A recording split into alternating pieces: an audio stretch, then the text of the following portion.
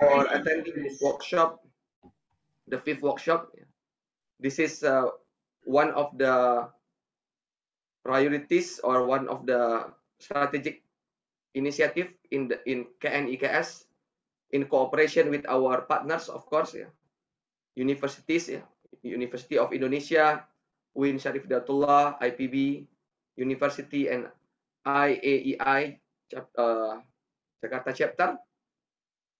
Of course, we would like to again appreciate and extend our highest gratitude to Professor Mansur Ibrahim, our research mentor, for his valuable time, his valuable knowledge that he shared with all of us here, and as well as our co-organizer. May Allah subhanahu wa ta'ala grant us good health, blessing, and prosperity. Today, as we know that we are already in the fifth series of this workshop, we will discuss about the feedback on the literature. I believe all of you have submitted your revised paper to Professor Mansur. You have done the assignment given by him. So now he's going to give you his feedback about what you have written. This is a great opportunity for all 73 selected participants to improve the quality of your paper. So inshallah, our goal to submit your papers into reputable international journal if you are serious in doing all these things, inshallah, will be achieved. Please use this opportunity to learn as much as you can from Professor Mansur Ibrahim. And I would like again to emphasize about your commitment to do your best during the whole workshop series and to always do or finish the task or homework given by Professor Mansur. Without further ado, I would like to urge all of you to be active during the workshop. May Allah subhanahu wa ta'ala bless all of us. Thank you very much for your kind attention. Wabillahi taufiq wal hidayah. Assalamualaikum warahmatullahi wabarakatuh. Waalaikumsalam warahmatullahi wabarakatuh. Thank you very much, Dr. Sitan Emir, for the welcoming remark. As Dr. Sitan Emir has said, please use this short opportunity to learn as much as you could from the knowledge given by Prof. Mansur Ibrahim. And next, before I continue with Prof. Mansur Ibrahim presentation, maybe I would like to read his short biography. Okay, Prof. Mansur Ibrahim is currently a professor and deputy president academic and dean at the International Center of Education of Islamic Finance in Saif, Malaysia. And also he received his PhD in economics in 1996 from Washington University. His research areas include monetary, macroeconomics, economic development, financial markets, and financial market analysis, Islamic banking and finance, and applied econometrics. Throughout his academic career, he has published in various scholarly reputable international journals and conducted applied econometrics training for various institutions. Alhamdulillah, in 2020, Prof. Mansur Ibrahim was ranked top 2% world as a scientist in the field of economics based on University Stanford related to Scopus Citation Rank 2019. And he also a guest editor on both Economy Journal and Pacific Basin Finance Journal. He also associate editor on Journal Economic Modeling, and currently he has a Scopus H Index International at 20. So Alhamdulillah, thank you very much, Prof. Mansur Ibrahim, for your precious time and your willingness to share knowledge. Please to all the 73 selected participants and all the public attendees. Later we will have a question and answer session after the presentation given by Prof. Mansur Ibrahim. So please buckle up your seat and maybe you can take your coffee together with you, and please listen carefully to Prof. Mansur Ibrahim explanation today. Okay, without further ado, we'd like to invite Prof. Mansur Ibrahim to give his material or presentation today. Tafadhol, Prof. Mansur Ibrahim. Bismillahirrahmanirrahim. Alhamdulillah Rabbil Alamin, wassalatu wassalamu ala ashrafil anbiya wal mursalin wa ala alihi wa man tabi'u bi ihsanin ila yaumiddin. Dr. Quresh, the moderator for today's sessions, and Dr. Sultan Emir, and Prof. Muhammad Nurianto Al-Arif, and representative from other universities that collaborate on these workshops, and all participants. Assalamualaikum warahmatullahi wabarakatuh, and hope you are all well and in these difficult times. Right? And I think as Dr. Sultan have said, we thank to Allah subhanahu wa ta'ala that even in these difficult times, we are brought together to learn certain things, right? Especially related to writing. Right? So in today's sessions, I will provide the feedbacks on what you have submitted on the literature review.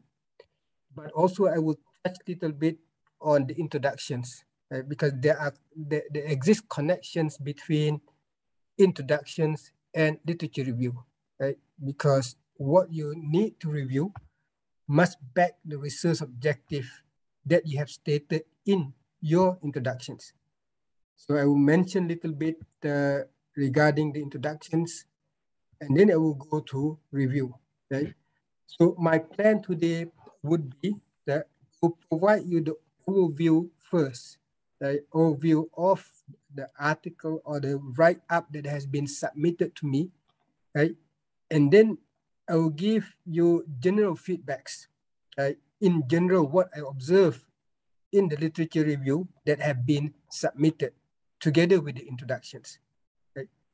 And finally, I will go to very specific feedbacks, right? Take point by point from the general feedbacks, right? And in this context, of course, I will pick up again as before, the papers that have been submitted, right? And hopefully all of you would be okay if your works will be picked up as an examples, right? It's not a matter to say you're wrong or you're right, but a matter for us to learn where the mistake we make or where is the shortcoming in our writings and how to make it better. So that's the spirit, right? So I will pick up a few articles, a few papers that have been submitted and go through with you, pinpoint exactly what I mean by the weakness in that articles. Because at the end, the improvement is very important, right?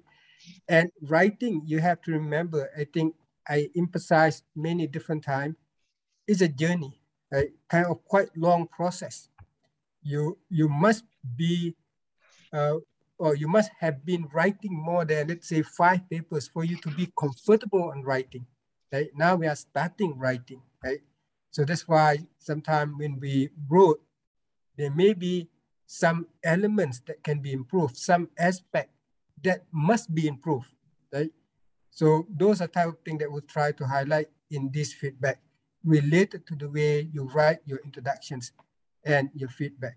And I will try to be direct, right, in terms of what are your weaknesses in terms of writing, right? Why direct, right?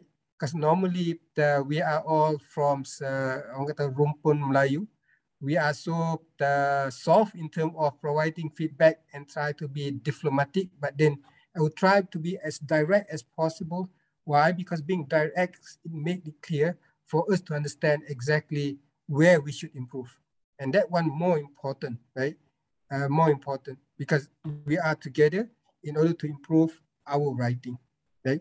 Now, in terms of overview, let me remind you back again, right? When you submit, please put paper number, right? Please put paper number. The reason I insist in terms of putting paper number, right? There are 2. One, of course, to facilitate me because your submission that you have given to me, there are many documents in there, right? Remember, you have the proposal stage, right? And then you write the introductions, and then you submit the revised introductions. Now you submit the literature review. If I want to refer back and try to link with your thought process before, right, it will make it easy for me, right? And also to train you in terms of communications of your work later on. For example, when you write to the journals, you submit to the journals. Very important when you submit to journal, always they mention to you, right? Quote the number of papers first, because they also have to refer back. So just a training in terms of what we have here, because you have to know your paper ID, right? When you submit to the journals, right? So please make sure that you put paper number first, very important, and then your name and short titles, right? And then of course in Word file, right? Why in Word file? Because I'm going to give you written feedbacks, right? And for today's discussions, I will select certain papers only, right, that are submitted, but then written feedback I will provide all to all that have submitted to me, right? To all that submitted to me.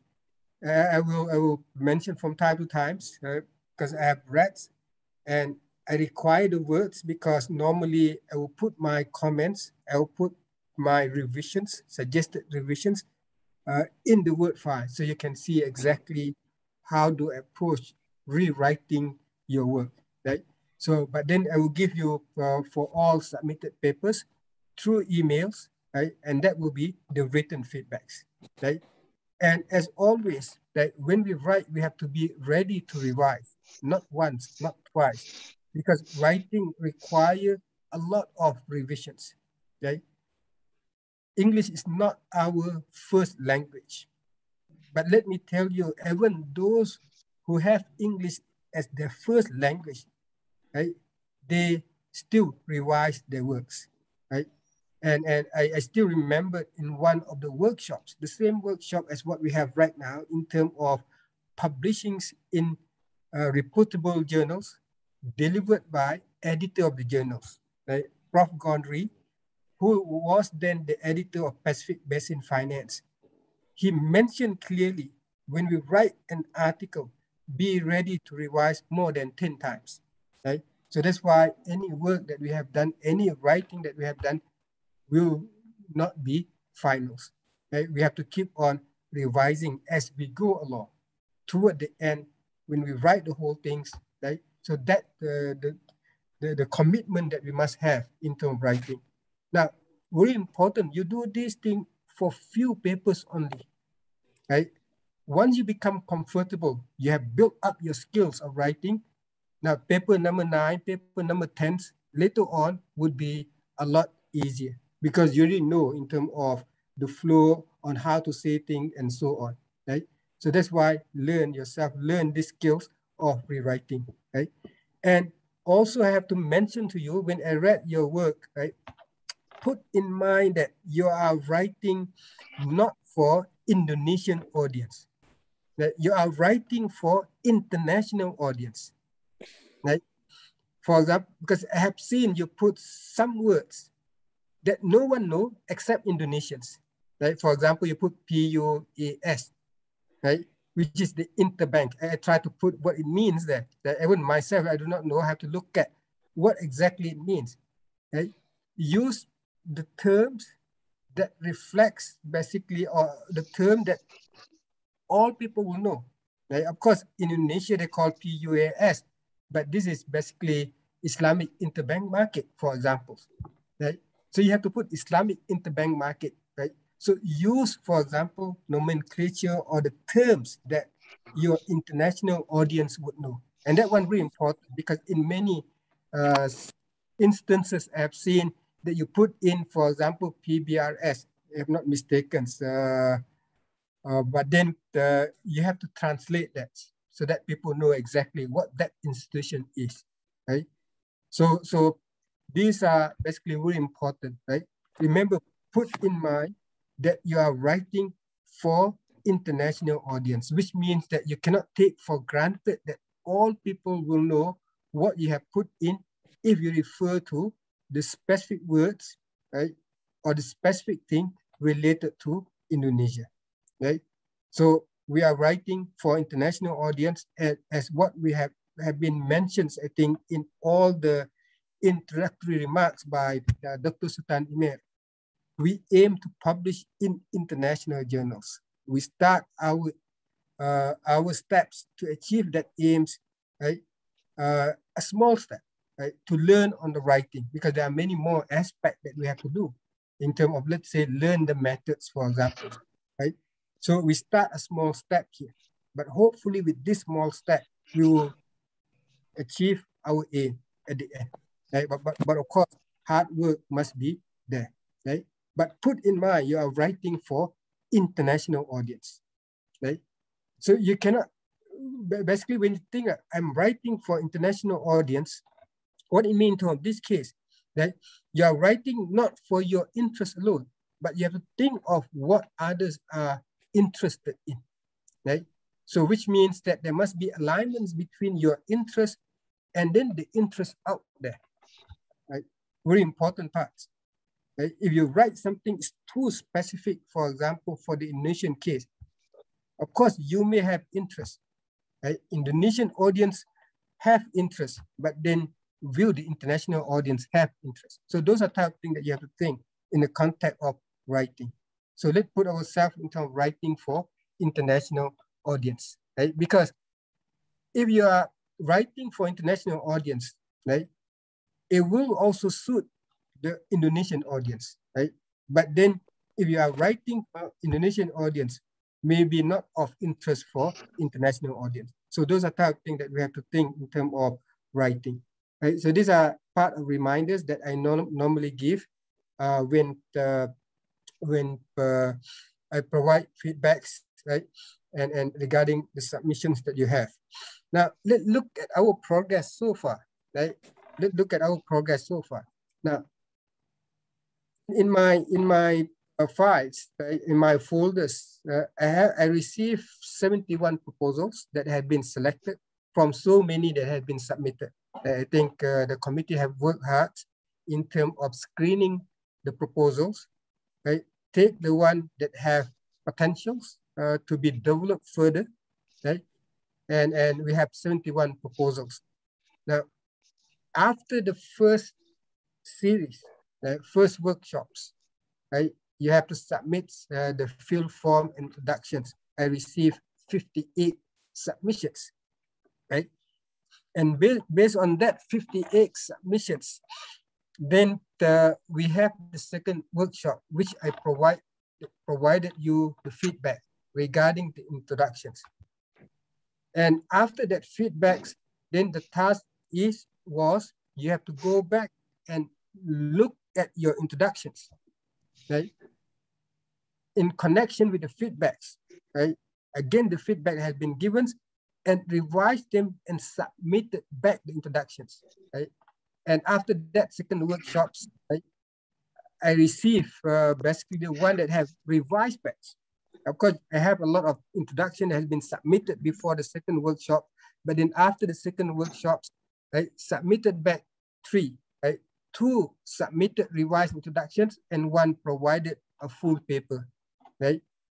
And I provided through email feedback to the 2 that have the revised introductions, because I would like you to do the work first, right? So the one that have revised introduction, I gave feedback through email. And that paper number 5, I think by Budi, and paper number 17 by Ahmad. Hopefully the feedback I provided, right, you look at them, right? And we will see the paper number 5,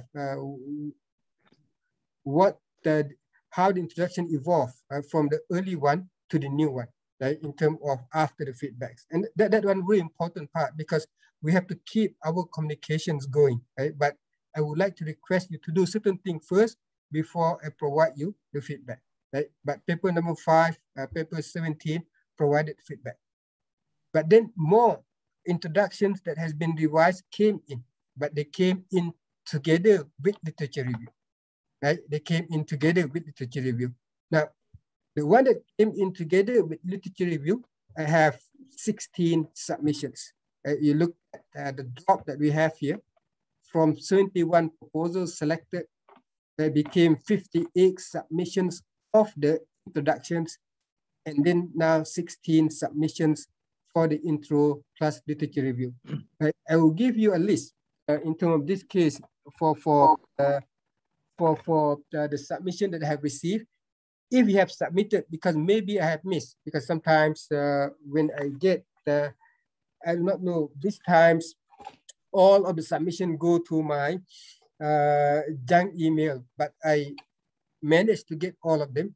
So just take a look at, if you already submitted, for example, you are not included in this 16 list, please notify me later on or resubmit it back, because after this, I will rewrite written feedback to you one by one. I promise for all these 16 submissions, I will provide the full feedback, written full feedback for you to be able to revise, right? The introductions, as well as the literature review. And that's what I try to do, right? And because when we evolve, for example, if you submitted late, I will still provide feedback, but then we'll come together with the next task, right? Which means the next task that I have given you is to write the third sections, right? Discussing about data as well as models to be used to address your research objective, right? So those are and then it will come more and more, right? If you look into this case, when it comes more and more full papers, for example, right, it will take longer and longer time for me to read and to provide feedback. But if we go stage by stage, it will be a lot easier. Why? Because I already provide feedback for introductions, provide feedback for literature review. The next thing, I just need to focus on the data and methods, right? So these are the progress that we have so far. We have 16 submissions. I will pick some of them as examples today because more or less, right, we face basically the same problems. Like more or less we face the same problem when I look at literature review as well as the introductions, right? Now, if any one of you who have submitted, for example, right, but you would like me basically to provide comments here, please do ask, right? Because maybe your article have not been picked up, but then you have a burning, basically the questions regarding what you have written up, where it can be improved, for example, please raise, right? So that we can make our sessions to be interactive, right? You can ask, right? With respect to your articles or your submission that you have made, right? So these are just an overview of the submissions so far, right? So we would like to improve on this, and hopefully together with data sections, for example, right? Hopefully we can reverse the number, right? Because 16 out of 58 is quite low, right? Quite low in terms of the submissions that I have, right? For both introductions and literature review.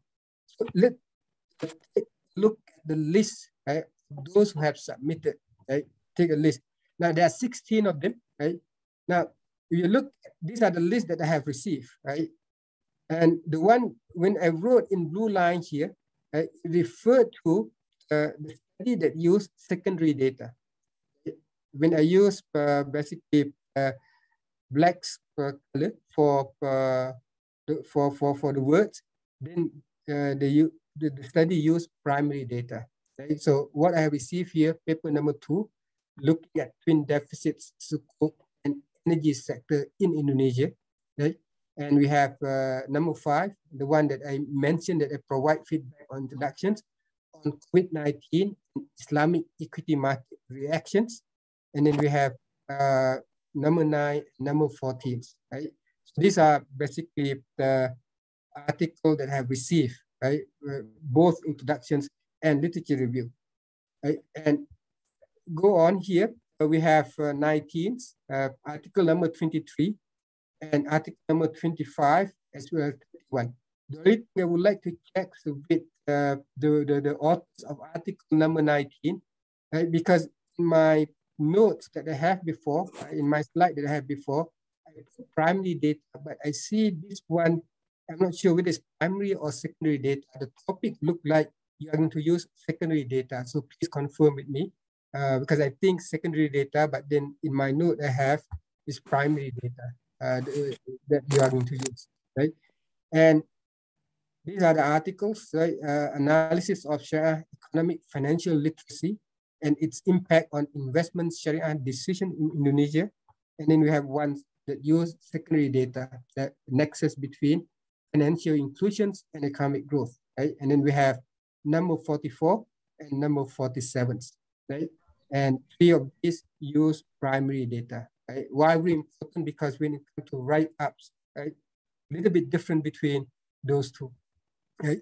Not much difference, but then a little bit different in terms of data or methods, the one that we have discussed last time, right? And the final 4 that have submitted to me, the introduction and literature review, right? These 4 topics, right? Paper number 48, 60, 63, and 69, right? And again, 3, so it's a good mix. The one that I have here, good mix in terms of the data that will be used for the research, right? We have kind of not 50-50, but maybe 60-40, 60% using secondary data set and 40% use primary data set, right? So these are basically 16 submissions that we have, right? Now for literature review, right? Now, just give you overview, and of course, please submit. Right? Of course, as I said, you can submit anytime, not anytime, because you have to submit by the deadline, right? Because you have to facilitate things. Very important that you submit a deadline for you to be able to get feedback, right? Especially the written feedback from me. Right? Very important. But then if you submit late, right, I'm afraid that when we move to the next steps, right, we will not have time to go back and try to read it back, because those are the step that we have done before, right? So when you submit late, you will be at the mercy of the time, right? But if you submit on time, right, it's my responsibility to give you feedbacks, right? Written feedbacks in details, the one that I can raise, right, to help you in order to improve the writings, right? Very important, right? And remember, to get feedback is not something easy, right? And for sure, you do not want to get feedback when you send to the journals, because we are afraid that the risk would be you send to the journal, you get feedback, but then the paper rejected, right?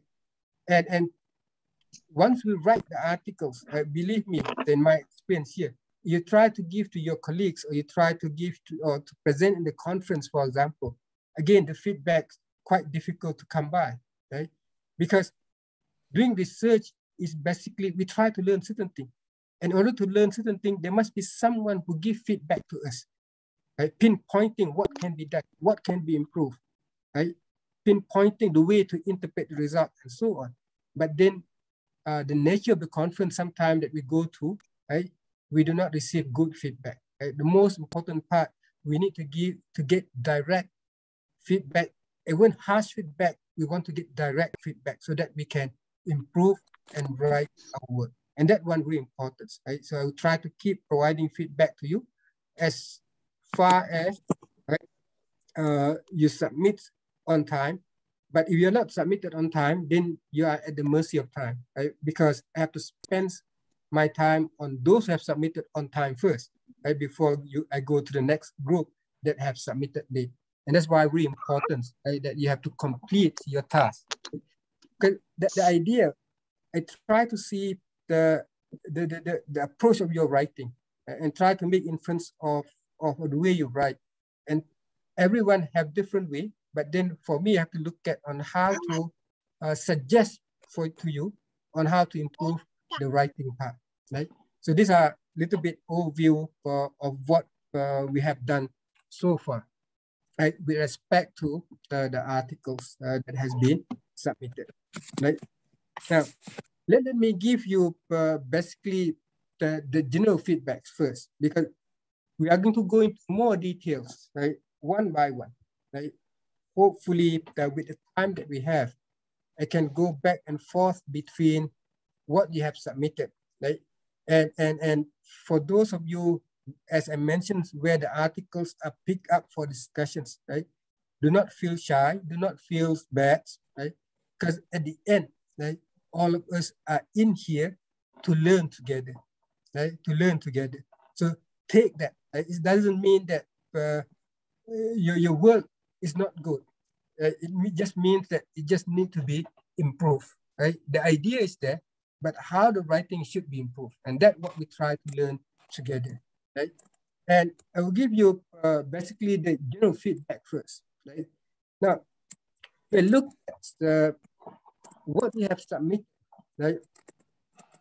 I will go one by one because I have the example for all of this, right? Now, these are the 6 themes, right, that I derive from my readings of your submissions, right? Now,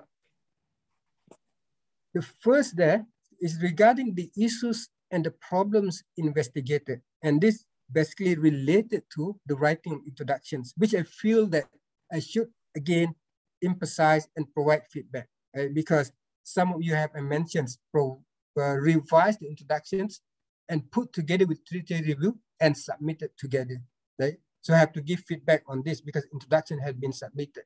Now, in few studies that have been submitted, right, there exists still problem with respect to research objective, right? I will go into a little bit more detail. What is the problem about research objective that have been submitted, right? And in fact, I can divide this one into 2. The first one is basically, it's not clearly stated and it doesn't tell us what exactly you try to do. Right? I will give you examples, right, one by one when we go through basically the research objective. But it's not so clear, right? Or your research objective tend to be too many, where you try to put things together, 3 or 4 aspects together, right?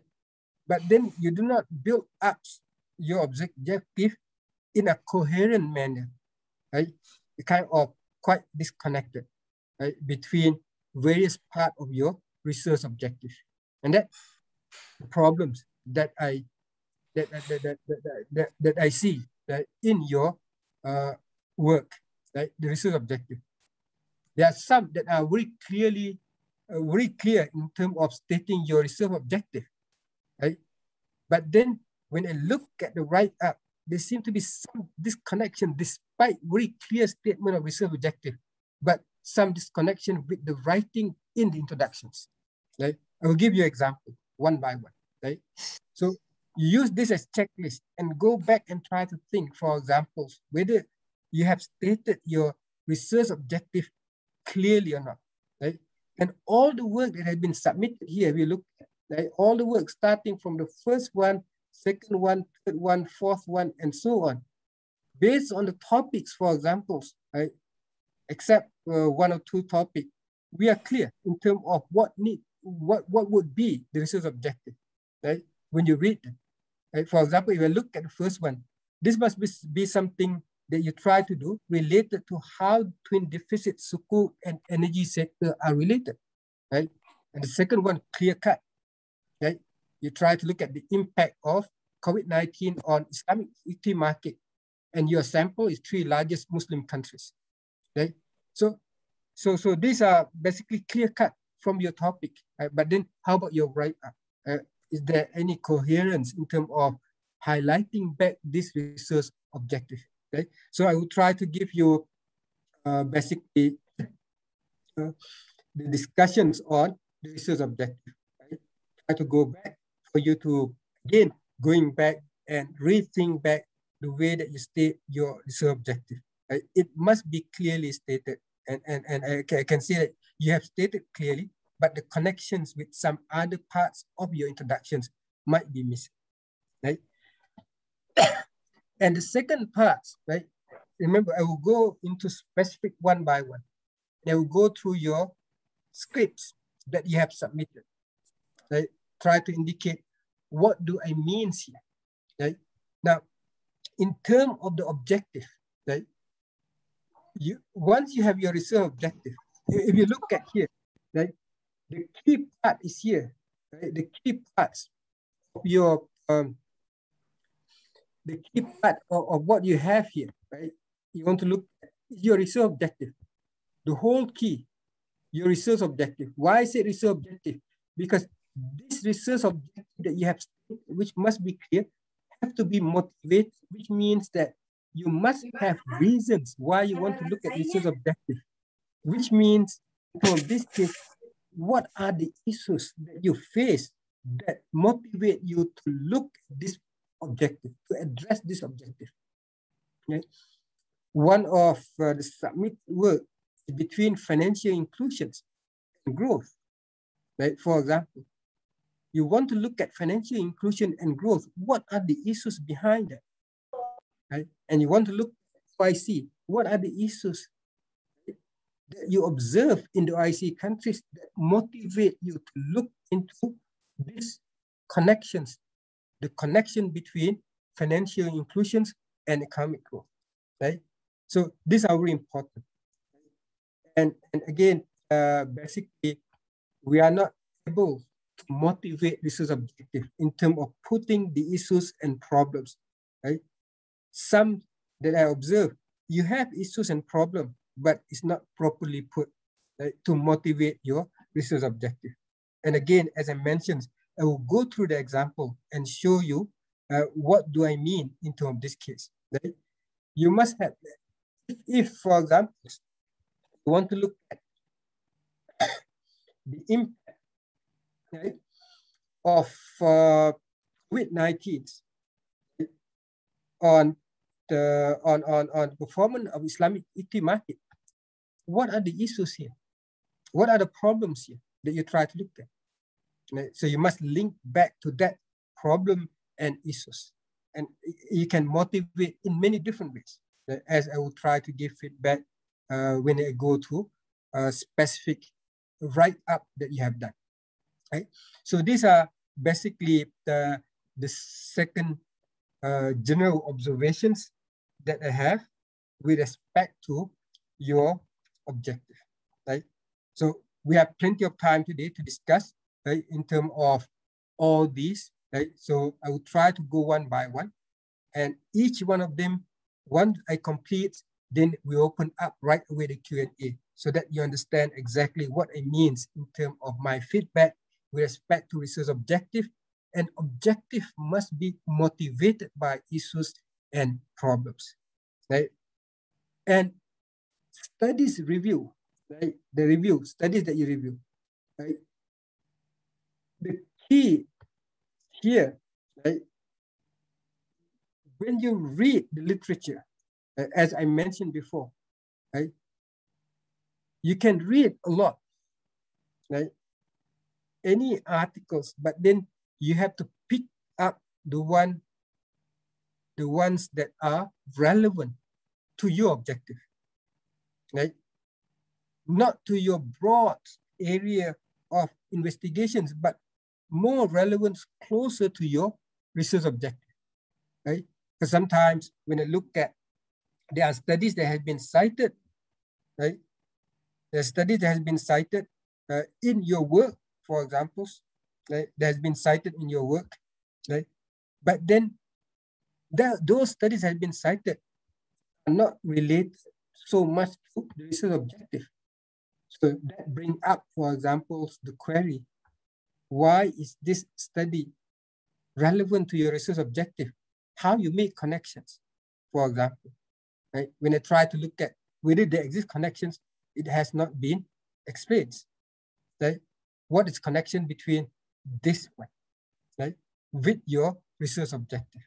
Because research objective is very specific that you have, right? That you have. For example, right, you look at the impact of sukuks on twin deficits, right? So basically, to be broader, you look at the impact of the source of government fund, right? Because these are sovereign sukuks, right? To the budget deficits and trade deficits, right? Are those articles that you have gathered and put literature review, right, is in close connection with this objective, right, to decide the relevance, right? And I have not seen also that once it comes to the studies review, there exists indication that you try to pinpoint what are the key studies in the past, right, that you basically rely as a main basis for your investigations, right? Examples, which I will go into more details later on, right, on the financial inclusions and economic growth in OIC countries. I noted one study, Kim et al. 2018, which looked at the same topic, right? But then when the review has been done, that has been mentioned, but then not much details of that key studies has been deliberated in the introduction sections. And at the end, right, if, for example, you describe Kim et al.'s evaluate the impact of financial inclusions on economic growth for OIC countries, right?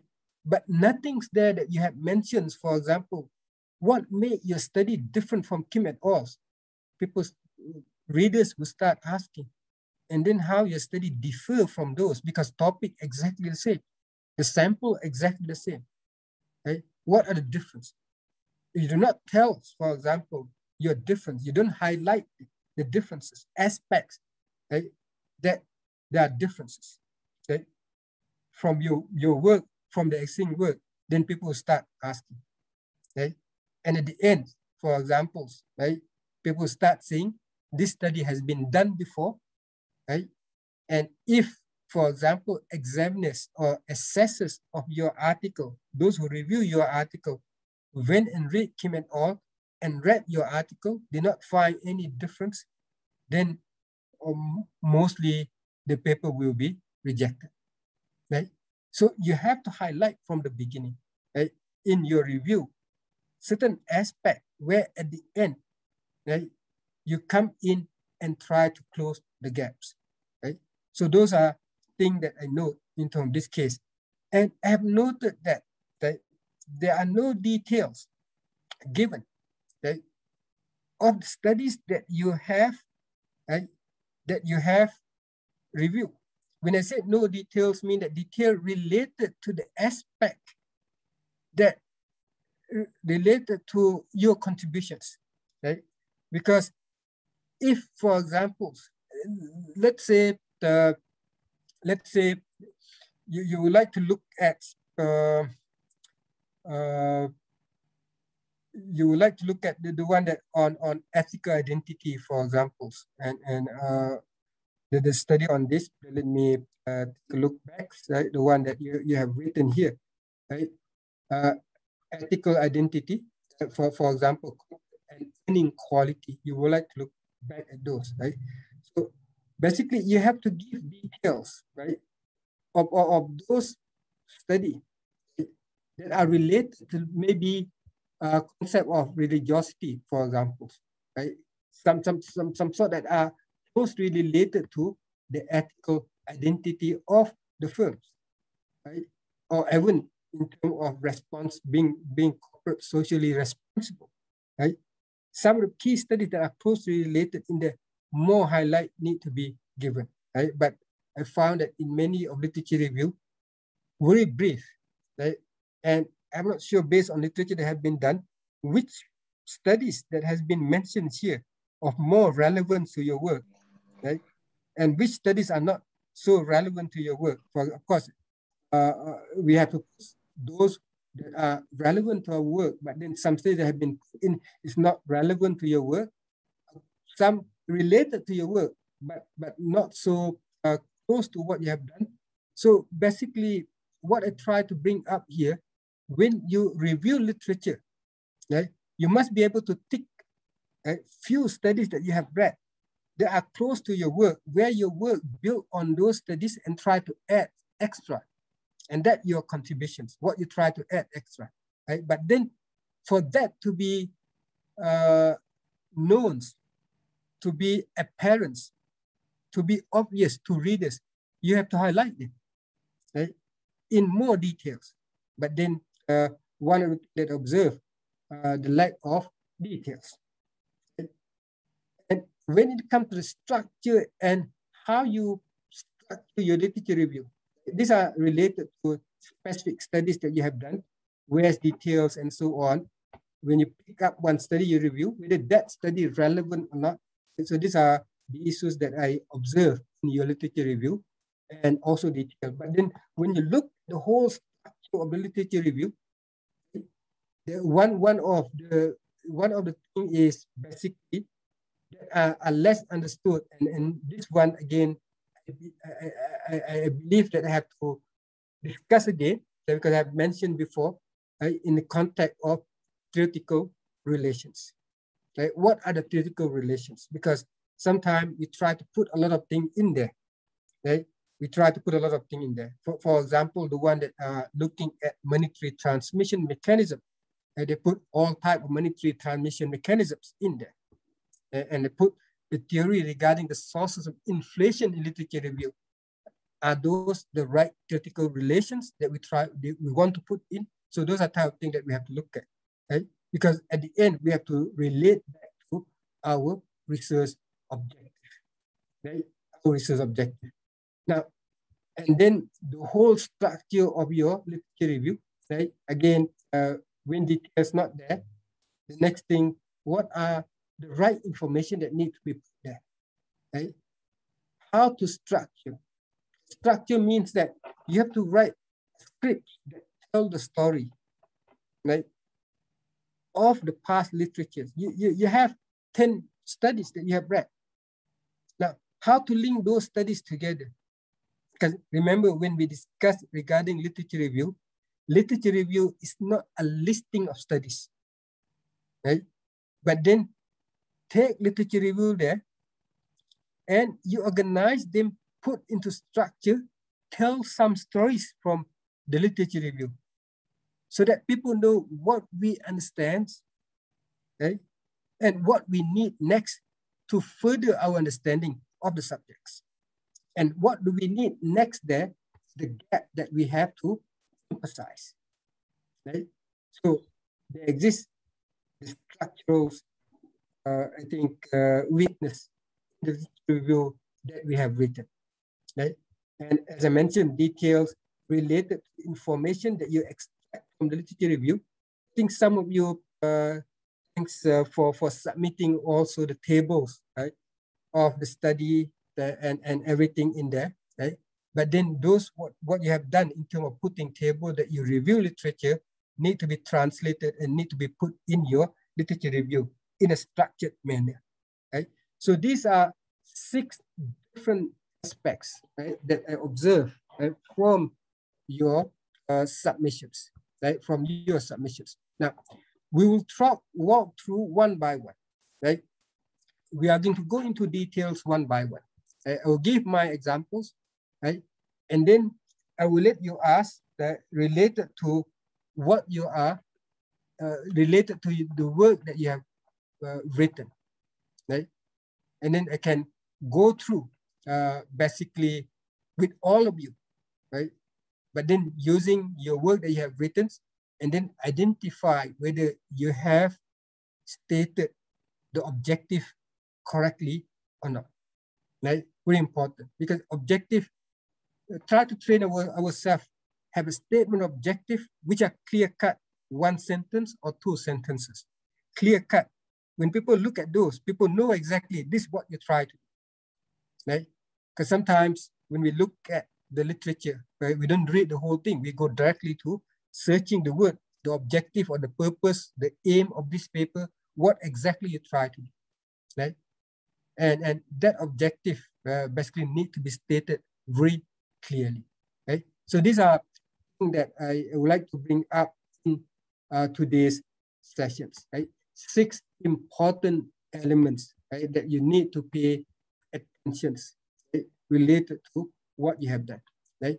And as I mentioned, right, when I discuss and give you very specific comments or pick-ups, right, the papers or the one that you have submitted to me, and please take it positively, and for others to learn that regarding what I'm going to point out for each one of them, right?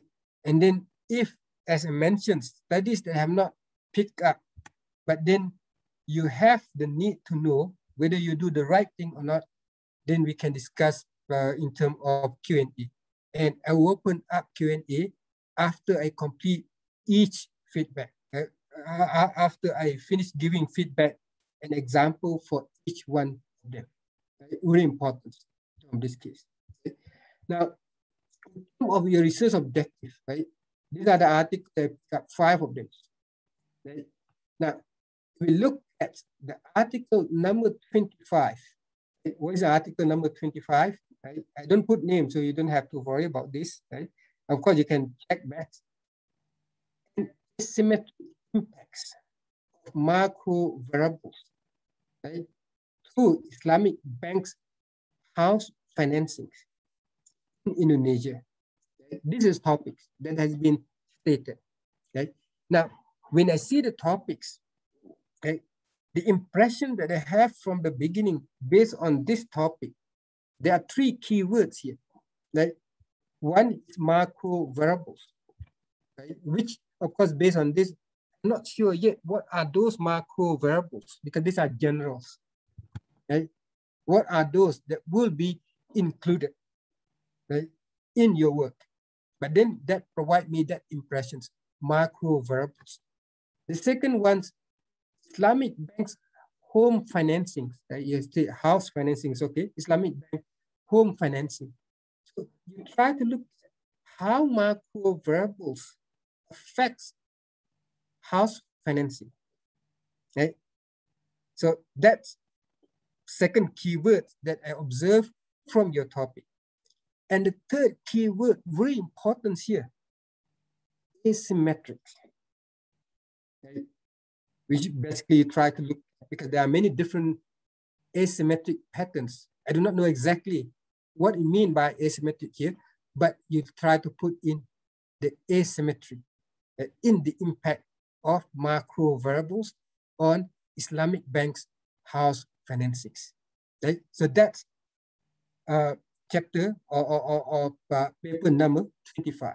Now, when I read through, in your introductions, right, I'm not so clear whether you are focusing on home financings or non-performing financings, right? Because sometimes, because these are different, and that's why I said your objective is not so clear. Because if you focus on home financing, literature review will be different as compared to focusing on non-performing financing. But when I look at introductions, it's more hinting toward home financing, but then there exists one paragraph looking at non-performing financing. When I look at literature review, your literature review is on the credit risk on non-performing financing. So it's not clearly stated as such. Right? And as I mentioned, these have important implications on the literature review, because those two are 2 separate strands of study, 2 different topics. Right?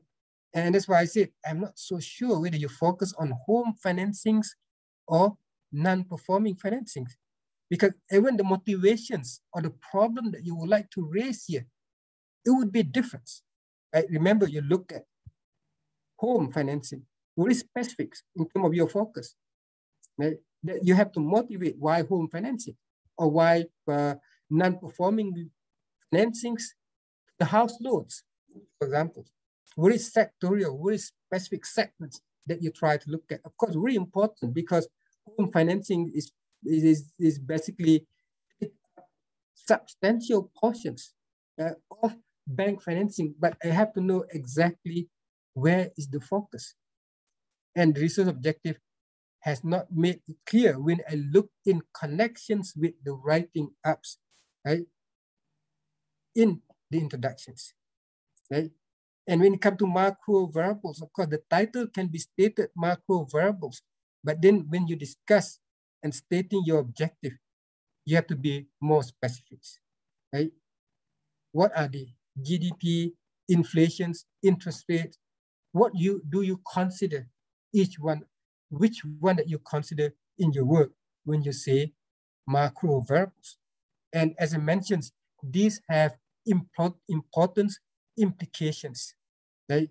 Implications on the literature review, right? Now, allow me to put the paper number 25 here, right? As I mentioned to you, don't feel bad when I put it. We try to learn together, right? We try to learn together in terms of this case, right? Let me put number 25 here. Now, you will see if I, just to tell you also the feedbacks, right? That I give you, right? That I will give you in terms of the written feedbacks, right? So let me put paper number 25 here, right? So the name is there, but we know each other, so it's okay, right? Now I will give you feedbacks like this, right? In terms of right what you have here, right? Now, if you look at in terms of this case, right? Raise right away when you say this study attempt to examine the presence of asymmetric relationships, right, between macro variable and non-performing financings. Now, here you mentioned about non-performing financing, which thing that your focus will be on non-performing financings, right? But then how about the titles? Right? Need to be changed if you look at non-performing financing, right? And then you have the word asymmetry, which have not been motivated. Why asymmetry? Right? Because none here, right? Why asymmetry? Right? So these are what I mean by the objective. Of course, it's quite clear here, right? But then it have not been explained, which lead to confusions. What is exactly the objective that you try to look at, right? Because at the end, right, you look at the question arises on how the banking performance on Islamic bank financings, particularly in housing sectors, right?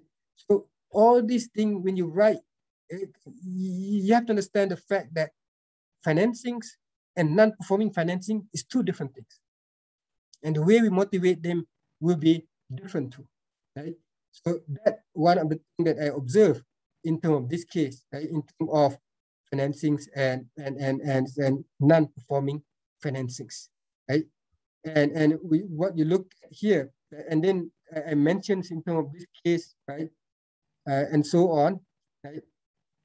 What are the macro variables? Sorry, everyone's my part, right? I wrote wrongly here.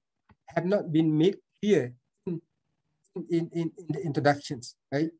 Asymmetry have not been touched at all in terms of motivating asymmetry, right?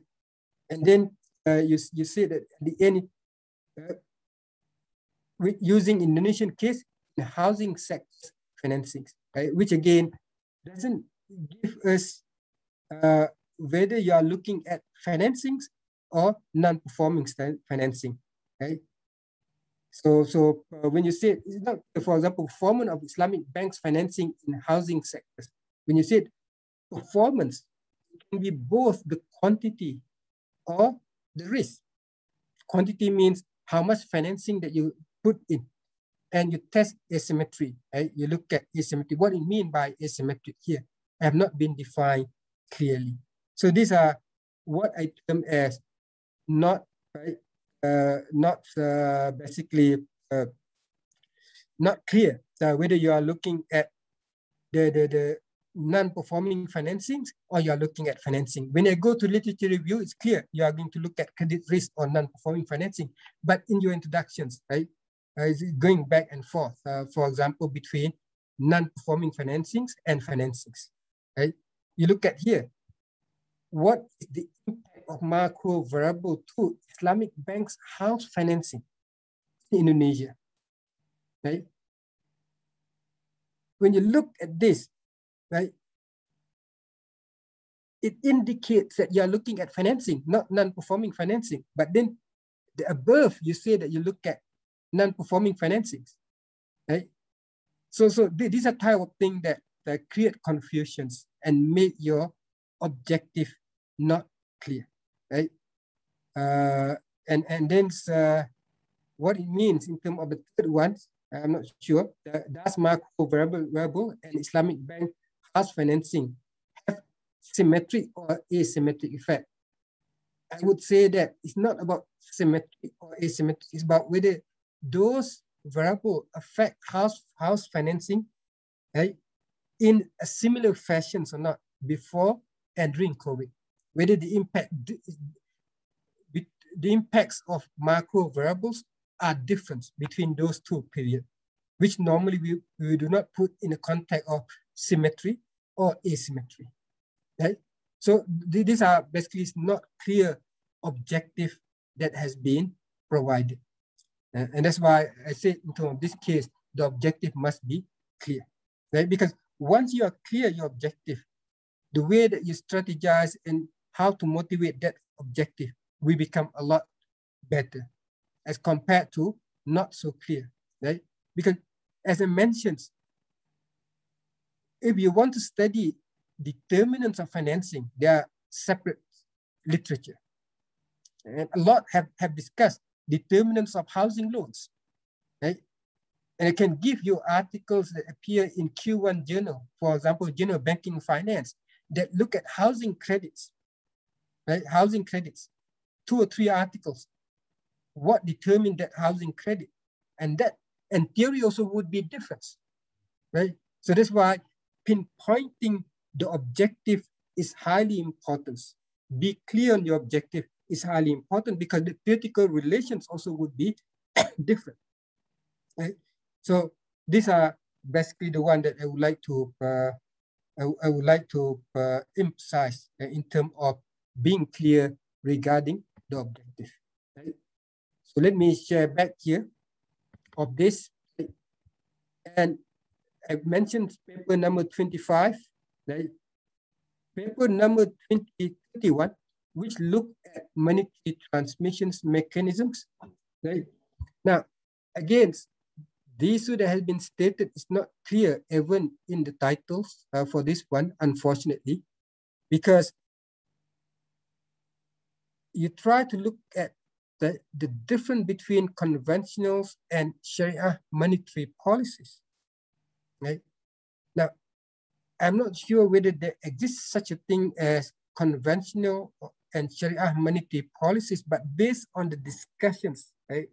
When I try to read what have been written, what you try to look at is the transmission channels, right? Because transmission channel can take place through the normal interest rates or through the Islamic interbank markets, right?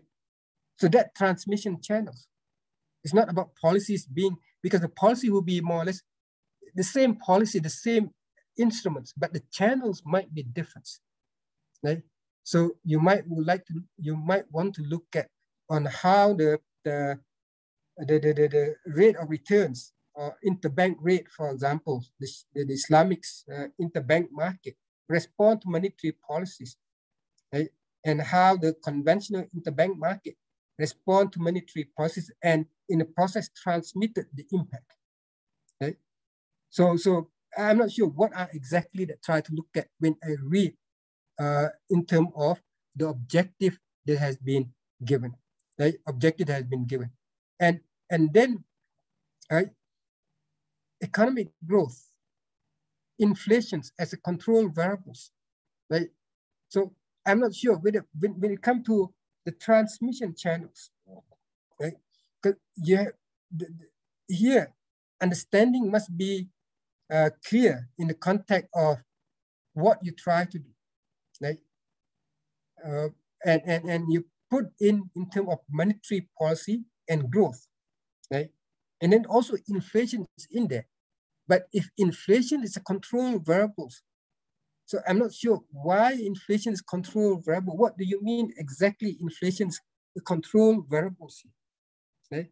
But then the discussion that has been made also look at the source of inflation. But if inflation as a control variable as what we normally understand, extra variable putting in just to control, but your main objective is somewhere else, right? Not in the inflations. Right? That's what we normally understand in the context of inflation as a control variables, right? So again, when it comes to objective, it's not so clear. Right? It's not so clear. Right? In the context of monetary transmission mechanism. And rarely, right, in the context of this, right, when it comes to the issues that you try to look at, there are few articles that look at monetary policy and growth, but then normally monetary policies are stabilization policies, which means that they look at more on how monetary policy affect the GDP, but not on the long-term growth, because economic growth more of a long-term concept.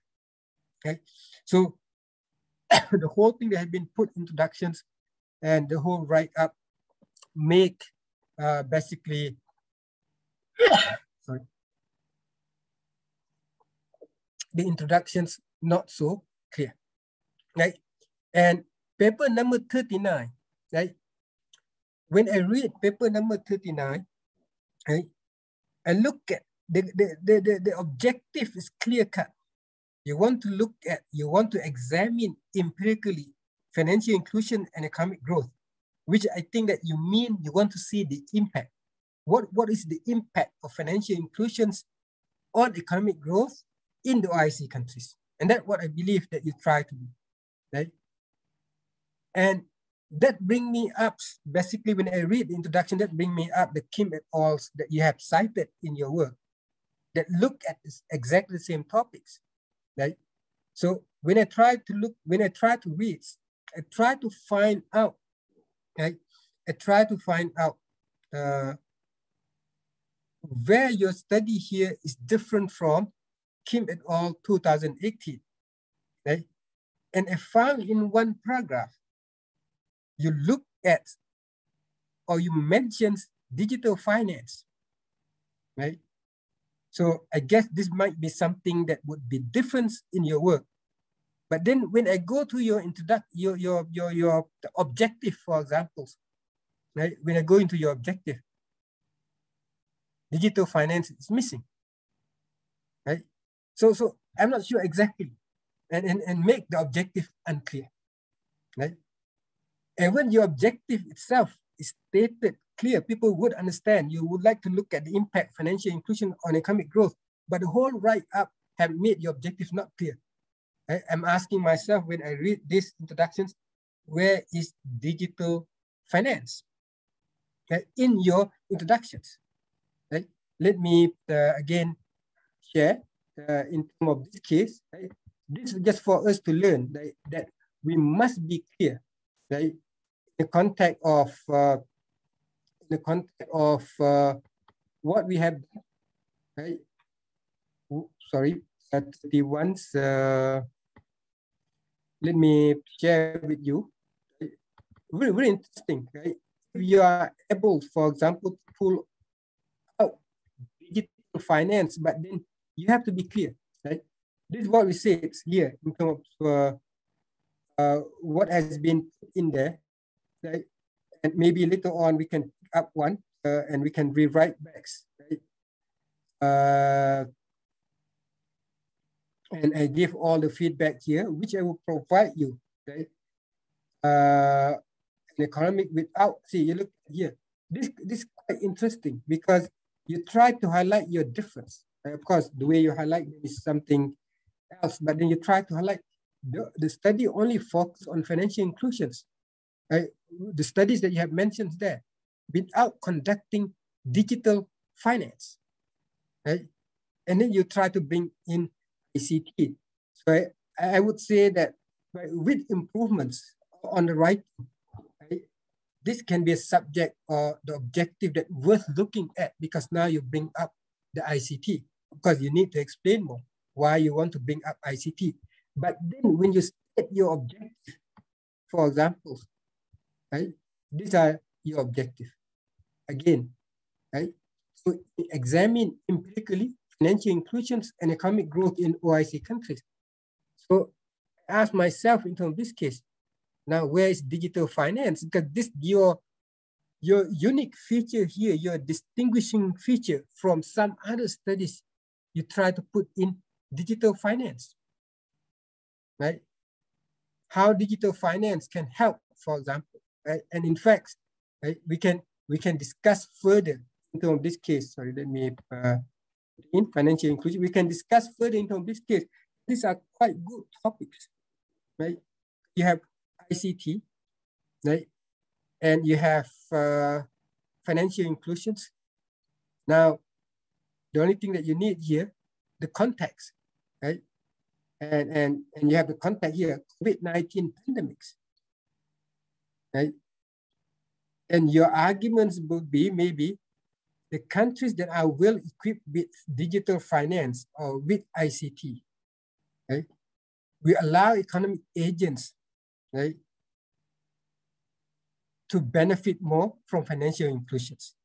So which means that any drop in, let's say, economic growth, any drop in growth during the time of COVID-19 pandemic, for example, right, may be less if the ICT are properly put in place.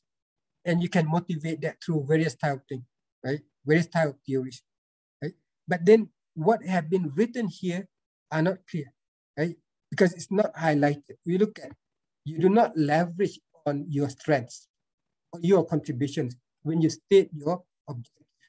And the second part here, this should not be your objective, right? To provide the policy recommendation, it's not your objective. This would be something expected based on the result on number one, right?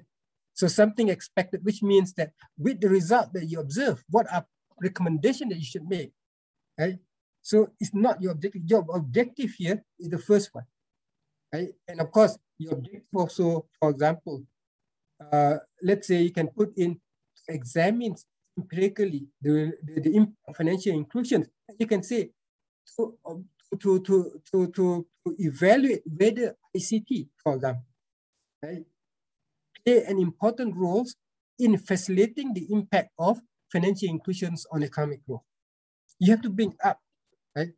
And once you bring up there, right, there are a lot of rooms that you can motivate your work, as I mentioned, right? Because when people look at financial inclusion and economic growth, for example, a lot of study has been done on this, right? And more studies has been done because people are interested now in financial inclusions. So you can read those studies and try to look at, and then by reading those studies, you will know exactly how do you fit in. But I like the idea of ICT, but then it made me become confused in the context of what is exactly your objective, right? Where ICT has been mentioned, but then suddenly disappears in your objective, right? So those are type of things that what I mean that when you write, make it clear your objective, exactly what you try to do, right? What you try to do. So those are basically my feedback on number 59. And number 23, essentially when I look at objective, it can be many objectives by putting something not so connected together. Right? Let me discuss a little bit on this case. For example, number 2, right? When I look at objective, right, you try to look at the impact of Sukuk on twin deficits. I just focus exact on objective yet, not on the theoretical foundation yet, right? And you want to look at energy sector on twin deficits. And also you have COVID-19, which are not in the title, but in your objective. So I try to think what the connection between these three, how you relate them together. Are these three separate but independent, right, aspects that you want to look at, right? Because normally in writing papers, right, we do not put in so many unrelated aspects. Right? Normally we put something related, it's macro variable, we put all macro variable together, right?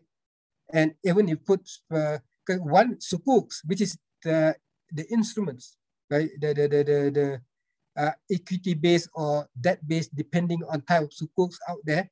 The other one totally energy sector. And in fact, when you put in energy sector, it's not clear.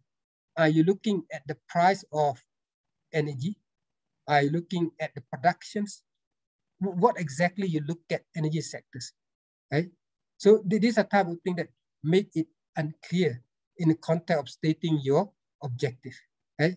And that basically number 2. And the other number that I look at, for example, right, I mentioned, let me see, the other part, 23, here, the effect of corporate governance, financial risk, macro variable on the rate of return in Islamic bank. Now you have 3 different things: corporate governance, financial risk, macro variables, right? All those 3, you try to look at how these 3 impact on the rate of return. Now the problem I have here, of course, is clear, but then when you try to discuss all these aspects, when I look at introductions, right, I'm not sure whether macro variable, financial risk, corporate governance have been covered or not.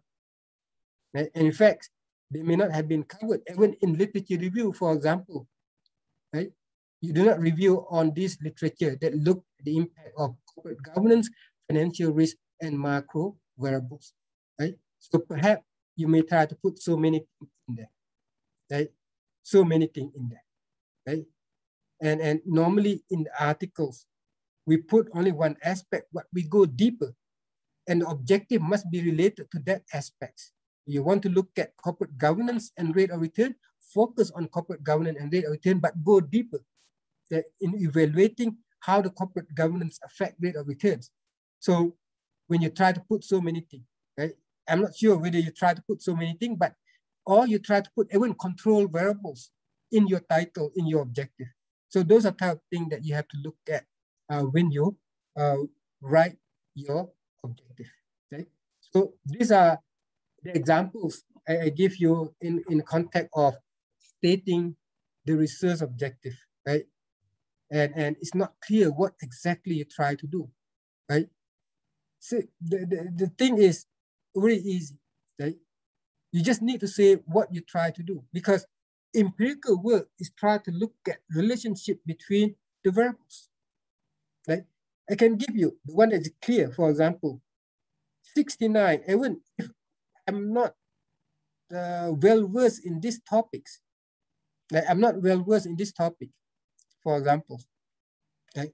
The writing is different, whether it's clear or not, but then when I read this, I understand what the author tried to do.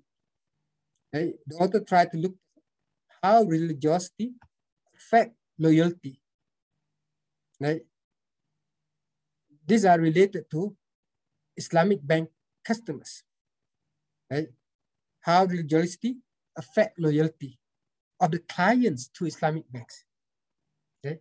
And then they introduce one factor they call hijrah intentions. And they try to look at how hijrah intentions moderate that relationships, right? It's clear cut in the context of what they try to do. And you have to be that clear, right, of what you try to do, right, in terms of the objective. And that must be stated precisely, clearly, in a very simple manner, right, of your objective. And that one very important. Once you pinpoint that, you will know exactly my study fall under this literature. Would make it easy for you to go and find the literature. But if you are not, for example, you will go all over in terms of literature review. Right? As I mentioned, let's say in the context of transmission channel, maybe you're not sure. So you have literature on economic growth, you have literature on inflations, you have literature on transmission mechanisms, but what exactly that you try to look at are not so specific. And that make it difficult for you to write literature review. And that's the reasons I would like to go into this introduction first, because be clear about our objective is very important for us to write literature review. Right? That's one first part of my feedback. Right? Make your research objective clear. Right? To make your research objective clear. Now, I would like to not stop, but then I would like to open up, because we have to go one by one. If anyone would like to ask certain things, right, related to the clarity of research objective, right? If you have anything that you would like to ask, right, or those of you that I have mentioned, the papers number 25, 31, 39 to paper 23. If you have anything else that you would like to ask, because this is your opportunity, you submitted your work and you have the opportunity to ask, or anyone else that would like to ask regarding this research objective, because these are really important. The core of your work is your objective, right? The center of your work, your objective. So it has to be made clear that people understand exactly, right? So I put here research objective first, not yet motivations, whether you motivate this research objective or not, right? I just look at whether you have clear research objective or not, right? So anyone would like to ask anything, right? So I have Natasha here. Let me read, right? I wish to again confirm your comment that providing should not be the objective. Yeah, see, the objective of your work is not to provide policy recommendations, right? It should not be stated in your objective, right? But policy recommendation is expected based on the result that you do to address your objective, right? So you don't state, I would like to provide policy recommendations. No, right? Because this is already expected, right? Already expected. So you don't need to provide your objective. Basically, let's say you want to look at the impact of financial inclusion on growth, right? And that's your objective. You collect data, right? And then you build up the models, you run the estimation, you get the result. After that results, of course, you have to discuss policy recommendations, right? It's by default you have to discuss because the topic related to policy, which means that you do not need to put in your objective to provide policy recommendation because empirical work is as such, right? Empirical work is as such, which means that after you address your research objective, you have to provide recommendations, right? So recommendation is the result of addressing your research objective, and recommendation is not the objective, right? So you have to be made clear between those two, right? Recommendations is the outcome that you draw, the implication that you draw from the result that you get, right? So recommendations is not part of your objective. You address your objective after you answer your objective, whether financial inclusions affect growth, how they affect growth, and so on, right? When you get the result, then from those results, you draw recommendations, right? So you don't need to put in, right? Sorry, here, sorry, I put in here, that's why maybe confusing, right? Should not be, sorry, should not be your research objective, right? In terms of provide policy recommendation, because that by default, you have to provide policy recommendations if your work related to policy and financial inclusion is related to policy, right? So you don't need to state as your objective, right? Because it's redundant to state that as objective when in fact you have to provide that at the end, right? Your objective is to see the results. And from the result, you draw recommendations, right? So that's what I try to say in terms of this case. Anyone else would like to ask? You can unmute yourself and you can ask, right, before I proceed to feedback number 2. Yes, please, to all participants who would like to ask, please raise your hand and maybe you can ask Prof. Mansur directly. Because I would like to go one by one for us to be clear regarding the feedback I provide here. Okay, Prof.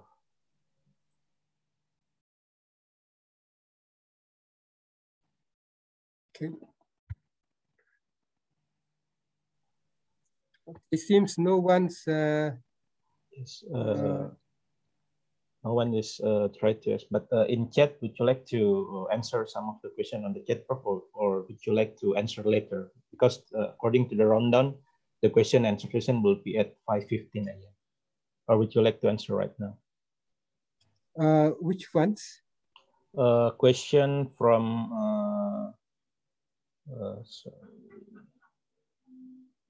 question from Intan, Mbak Intan, paper number 9. Assalamualaikum, Prof. Mansur.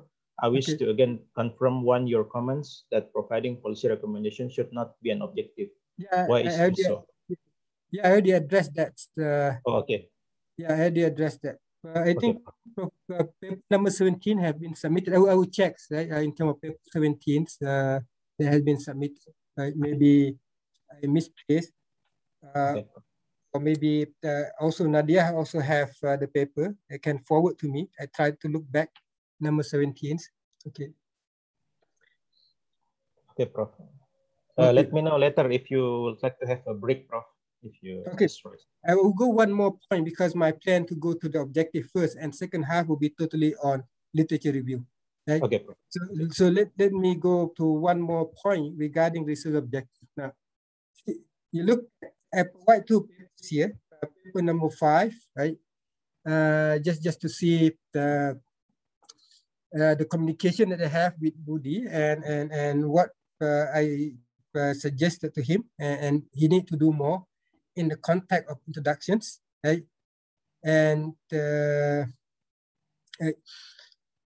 but then basically how you will motivate the objective, for example, right? How do you motivate, right? Paper number 5 very clear, right?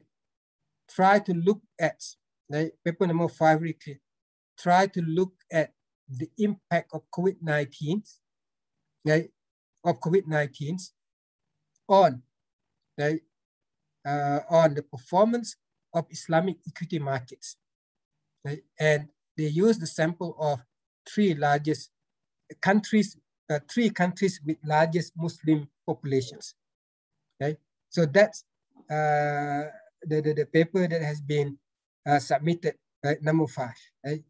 And I give you paper number 31, which I mentioned in terms of the case where the objective is not so clear, but how the write-up that has been put in, right? Where the first paragraph try to discuss in context of the goal of monetary policy and discuss further in terms of that goal in terms of growth and put a diagram of the growth and so on. And then mentioning monetary policy and banking institutions, right? And at the end, bring up monetary transmission mechanism, then bring up monetary policy. And throughout these discussions, right, where the issues are not properly highlighted, right? So those are what I mean by the building up of the introductions are not so clear. Why? Because maybe the objective is not clear. Because once you are clear on your objective, for example, right? Once you are clear on your objective, then the way that we write will be different, right? So these are two parts here. Now, let me share with you paper number 5. I just would like to motivate you a little bit in terms of normally what I did, if I'm able to provide, right? But also the feedback that I provide to participants, right? When it comes to let's say in terms of providing feedbacks, right? I will go back to the introductions, right? Introductions. Normally, when I provide feedback, I will try to be as detailed because, and now both would have the benefit a little bit because not many submit. So I can go into a lot of detail in providing feedbacks. Right? Now, let me look at the one. These are what has been written, right? COVID-19 and equity market reactions. And I'll provide a little bit of my introductions, right? And where what has been done here, right? I put something, some notes here, and sometimes put a comments, paste the comments there that's you can see when I provide feedbacks, right? Now, you look, then what I try to bring up here in terms of this case here, in terms of feedback and so on, right? I try to provide guideline on how to build up, right? How to build up to motivate the objective. And sometimes we have not motivated well our objective, right? Now, you look in this case, and sometimes we have time. These are the, when I look at this thing, write the whole thing, I cut and I put something else. from the first part up until the end. See, if you look at, right, from what I have done here, combine the first and second paragraph into one, because I don't need the second paragraph. In fact, the the point that had been mentioned in second paragraph can be put in the first one, right? But then in this article, more need to be done. Why I said more need to be done? Because in the context of this more need to be done, you have to provide the context and the problem and the issues. Right? The problem, when it comes to the problems, it may be these are the problems faced by the nations right now, or faced globally right now, that we need to resolve. Right? Or the problem that you have, people have done before, but we need more understanding, because what has been done is still limited and still are not clear-cut in terms of our understanding. So that also needs to be raised if your work is simply extensions of the previous study has been done. Right? For example, in this case, it would be a good one that if you can emphasize the fact that what has been done so far are not so clear-cut in terms of the answer. And as a result, you try to build up based on the previous studies to look at different samples and try to come up with the answer, for example. Right? Because the impact of COVID on the stock market has been done by others, and more works coming up from time to time.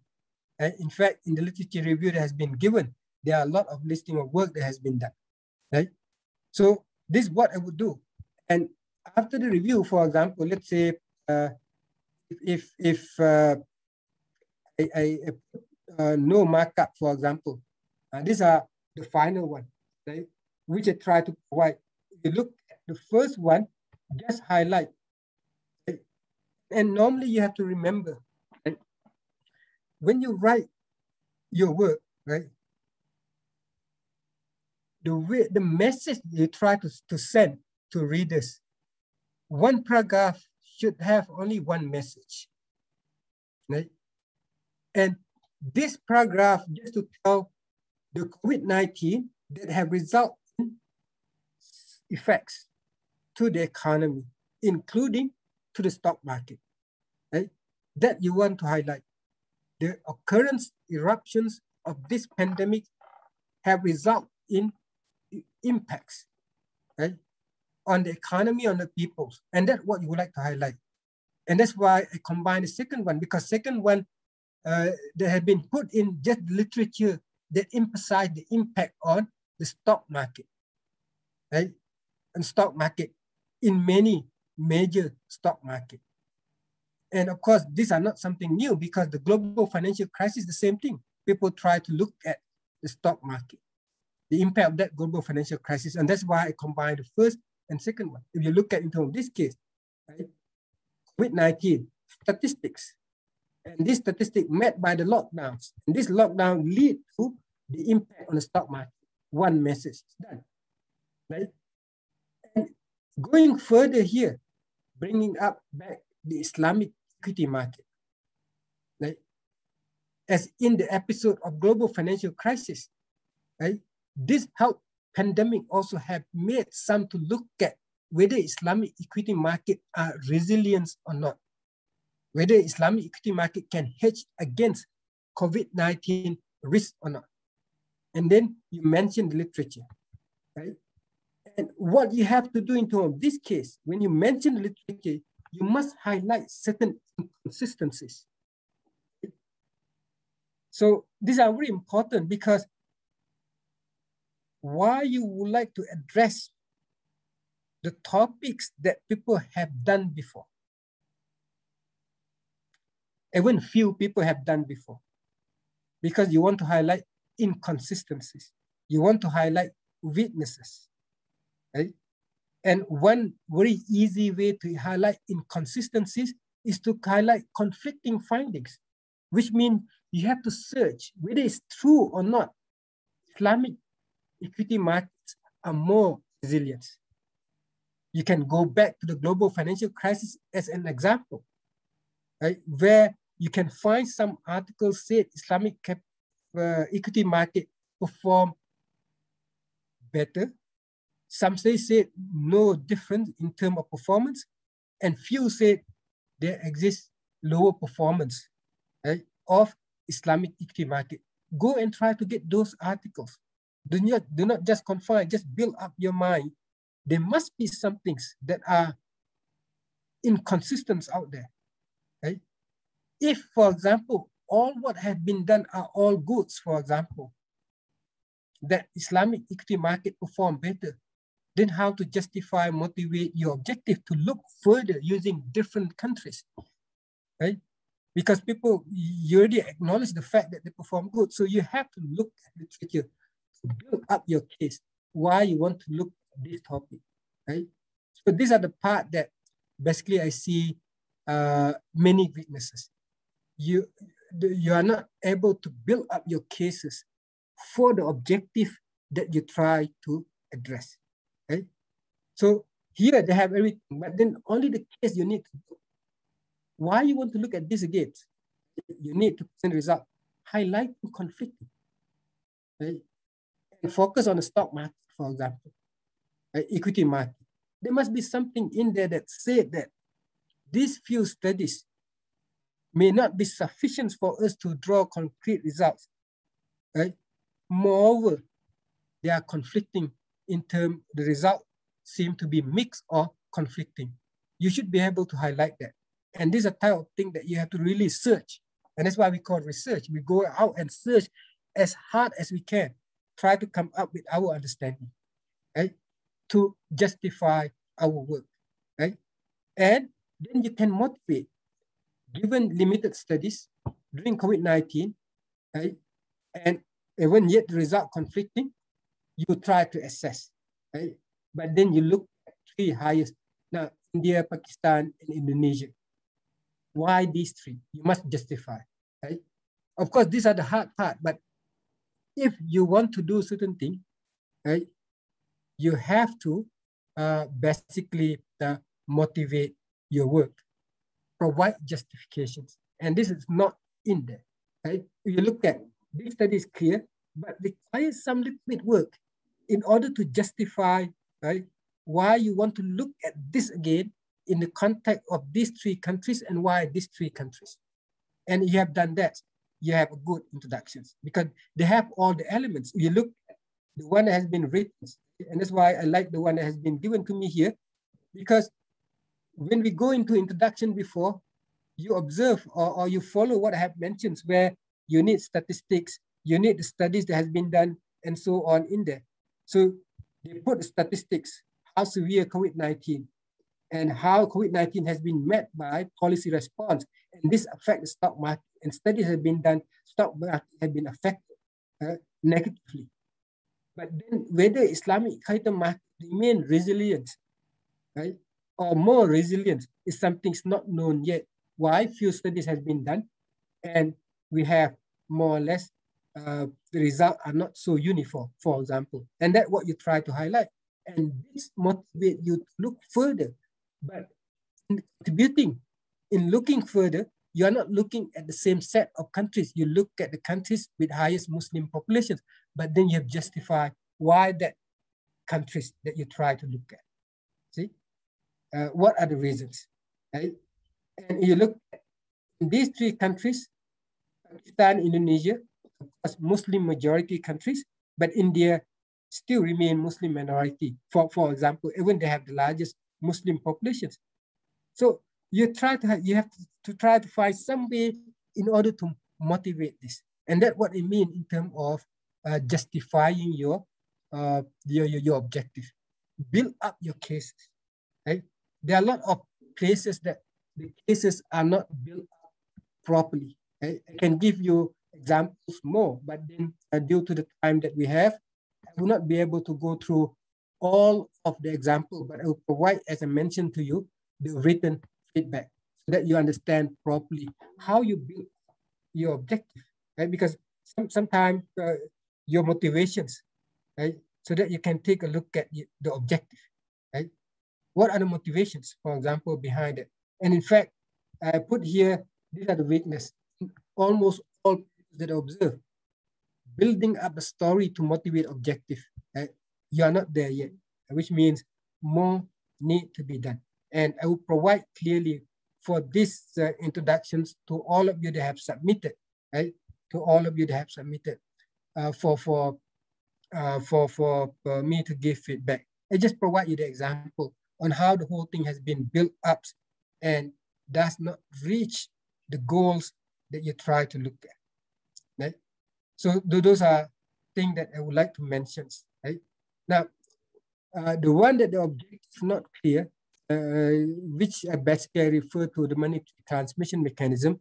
And this one maybe we can communicate with you and try to pin down your objective first before we go further, because you have to be clear on your objective of what you try to look at. Because at the same time, when we look at our objective, we have to think of which literature my study will fall into. Because once we know which literature our study fall into, it will make a lot easier for us to read the literature, to read the studies, and try to identify what difference we would like to make in the present studies as compared to some other studies. Right? Now, if you look at the introduction here, my apology to basically open up what you have done here. Right? This is just for our learning. As I mentioned, please do not feel bad, because these are our learnings. We go through this together to learn what we have written here. Right? Now, just to provide you the feedback here, that and try to bring you up. In fact, maybe if you are here, you also can provide feedback of what exactly, because sometimes you can speak, or when you explain, it's become clear what exactly you try to look at, like in terms of this case. Now, when I look at this topic, the first thing that I ask myself, right, what exactly you try to look at in terms of this case, right? Because even the title itself is quite confusing, right? And I would say transmissions, which means I'm not sure whether you are looking at monetary transmissions or not, but you mentioned there regarding monetary transmission mechanism, right? So I'm not sure in terms of this case exactly what you try to look at. Now, I try to read one by one. I try to see what you try to relate in terms of your objective, right? The first one, you see economic indicators, economic growth, the goal of monetary policy, and so on. So I'm not sure whether the goal of monetary policy is economic growth. That one I'm not sure also, right? Because normally the goal of monetary policy is basically to manage the liquidity in the economy such that the inflation is stable, or because some countries have only the objective on stability of inflation, but some other countries have multiple objectives, or you are close to full employment, right? Not about economic growth, it's about the cyclical fluctuations that you are closer to the full employment. So that monetary policy is not something that you do to achieve the long-term growth, but something you do to make sure that the output is close to potential output, right? By managing the aggregate demand in the economy, because the way that they transmit is through the interest rate and through some other channels, right? So I'm not sure when you discuss growth here and go on discuss GDP, productivity, and growth, and so on. So the whole thing here and then you provide this, as I mentioned, the growth rate on year to year, right? And I'm not sure these are the growth rate of Indonesia, right? And then you have the federal fund rate in there. So the whole motivation that has been, that you try to basically, you try to bring up, right? It kind of doesn't touch exactly the objective that you try to write, right? And because of this non-clarity of objective, I would say that the way that you decide to write in this way is a reflection of that, right? That's the objective being not so clear, right? So now you bring the banking institutions, right? And then you have monetary authority coming in and so on. And then you have monetary transmissions coming in, right? And all of these things, right? And then you bring back, right, everything is BSN. This is what I have mentioned, right? People will not understand what PUAS means and so on. So when you come here, right, you have to think of what you try to do exactly. You try to look at the impact of monetary policy on these I'm not sure how to say PUAS, right? Because you say that other have done, right? Some people use for ASBIS as this, which I do not know exactly. Right? Are you going to look at how these react monetary policy? Right? And you look here, these are maybe refer to Islamics, and I'm not sure here refer to conventional, because I do not know in terms of the word that has been used. So this is not so clear. But if you want to look at the impact on how the money market rates, right, either Islamic or conventional money market rates, right, respond to monetary policy, but how you use, but what is the measure of monetary policy in the first place? So those are type of things that bring me up in terms of, okay, what you have bring up here, not so clear what exactly the objective, because you touch a lot on the goals of monetary policy, right? But then what you try to look at is how monetary policy transmitted, right, through these rates on which variable, transmitted to which variable, GDP, right, or any other things, right? So I would guess this one, you're going to use time series, right? But in those time series, what are exactly that you try to look at? So that's why make it difficult for me to rewrite back what I have done with article number 5, because article number 5 have everything, but here, because the issue is not so clear, it's difficult for me to rewrite back what need to be put in, because I have to know exactly the objective first, right? And the objective here is not made clear, right? Because when I say make clear objective means that you want to look at the impact of X on Y. What is X, what is Y? And this is empirical work, right? As a basis, right? Like paper number 5, the impact COVID-19 on Islamic equity market. Right? My X is COVID-19, my Y Islamic equity market. Paper on financial inclusion, my X financial inclusions, my Y is economic growth. So that clear. He also need to be clear, but I'm not so clear what exactly here. Right? When you put in all those type of things. So that's what I mean in terms of this case, right? Clear or not clear.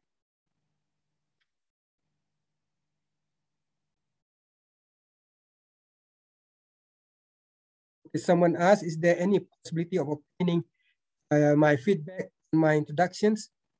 If I send the task by 15 August, now today is 30th August already. I guess you mean 15 September. Yes, you should send, basically. Try my best in order to give your feedbacks. Right? When you send together with task number 3, the models, I will still keep on giving you a literature review, because as I mentioned here, when we are in the results, we always need to go back. We need to go back to the introductions, because we have to bring all of them to be aligned together, right? So it's not something that when you write introductions, done is done. Maybe you have to revise back after you write the result section, for example. So I will give you the feedback. Right? The only thing, submit. And that one really important part. The only thing you need to submit. Right? So those are, these are the second feedback that I look at your introductions.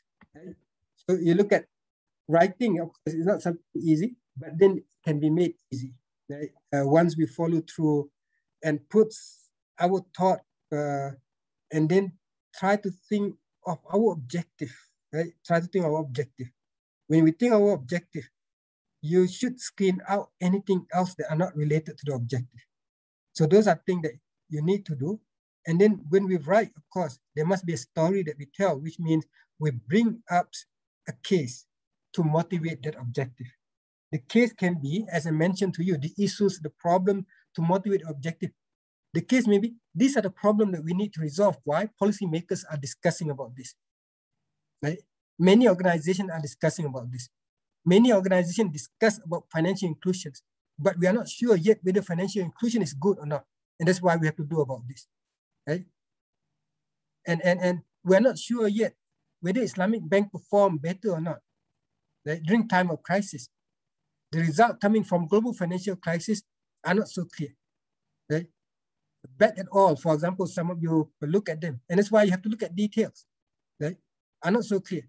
Now we have the other opportunity to look at, right? In the context of the performance of Islamic Bank, performance of Islamic institutions, we have COVID-19. Now, why not we take a look at, right? Just to firm up our understanding, really Islamic Bank perform better or not as compared to the conventional bank. And that's why one of the work that try to look at resilience of Islamic banking during the time of crisis.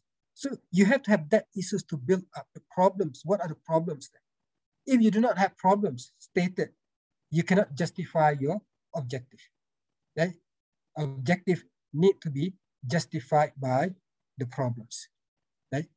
So I will stop out my first sessions here, but then before we go for breaks, right? Before we go break, if you have anything to ask, right? Anyone, the one that I have not picked up your articles to discuss here, if you have anything to ask, for examples, right? Then I will try to bring up your article and try to take a look at. Okay, thank you, Prof. Mansur. Before we have a break on the first session, maybe to all participants, if you have any question to ask to Prof. Mansur, you can raise your hand or you can put your question in the chat box. Thank you.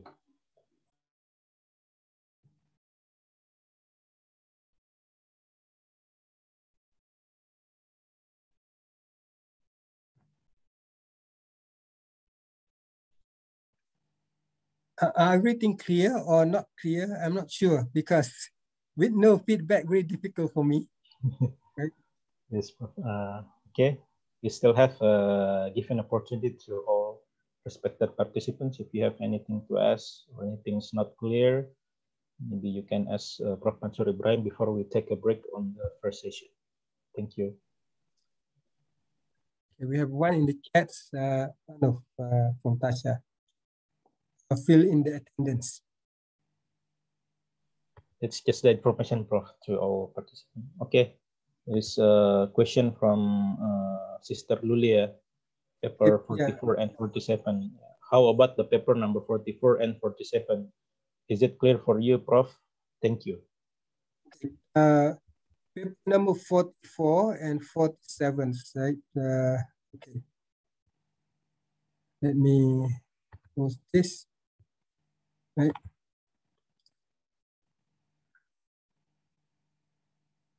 Factors speed. Okay. Does financial technology? I will answer to you in second half, because I have to look at these two papers. Right? I will look at introductions, whether it's clear to you or not, because I can go briefly. Right? I will answer at the beginning of the second sessions. Right? Paper number 44 and 47. Your title is clear, right? In terms of title is clear, right? Factors determining Muslim behavioral intentions, and does financial technology improve Muslim participation in zakat during pandemic COVID-19, right? Title is clear, but then I have to look at the way you write up. So allow me to give you feedback after we take a break. Okay, thank you, Prof. Mansur. Sister Luli, we will have we'll touch on your paper after we finish our break on the first session. Sorry, Prof. Mansur, would you like to have a 10 minutes break or 15 minutes break, Prof? 15 minutes. 15 minutes, okay. Yeah, so we come back 11:15 basically. Okay, 10:15 or... Yeah, your Jakarta time 10:15. Yes. Oh yeah, okay, 10:15. Thank you, Prof. Masur. To all participants, maybe we can take our break. Take your coffee and your snack. We'll have a break for 15 minutes. Thank you.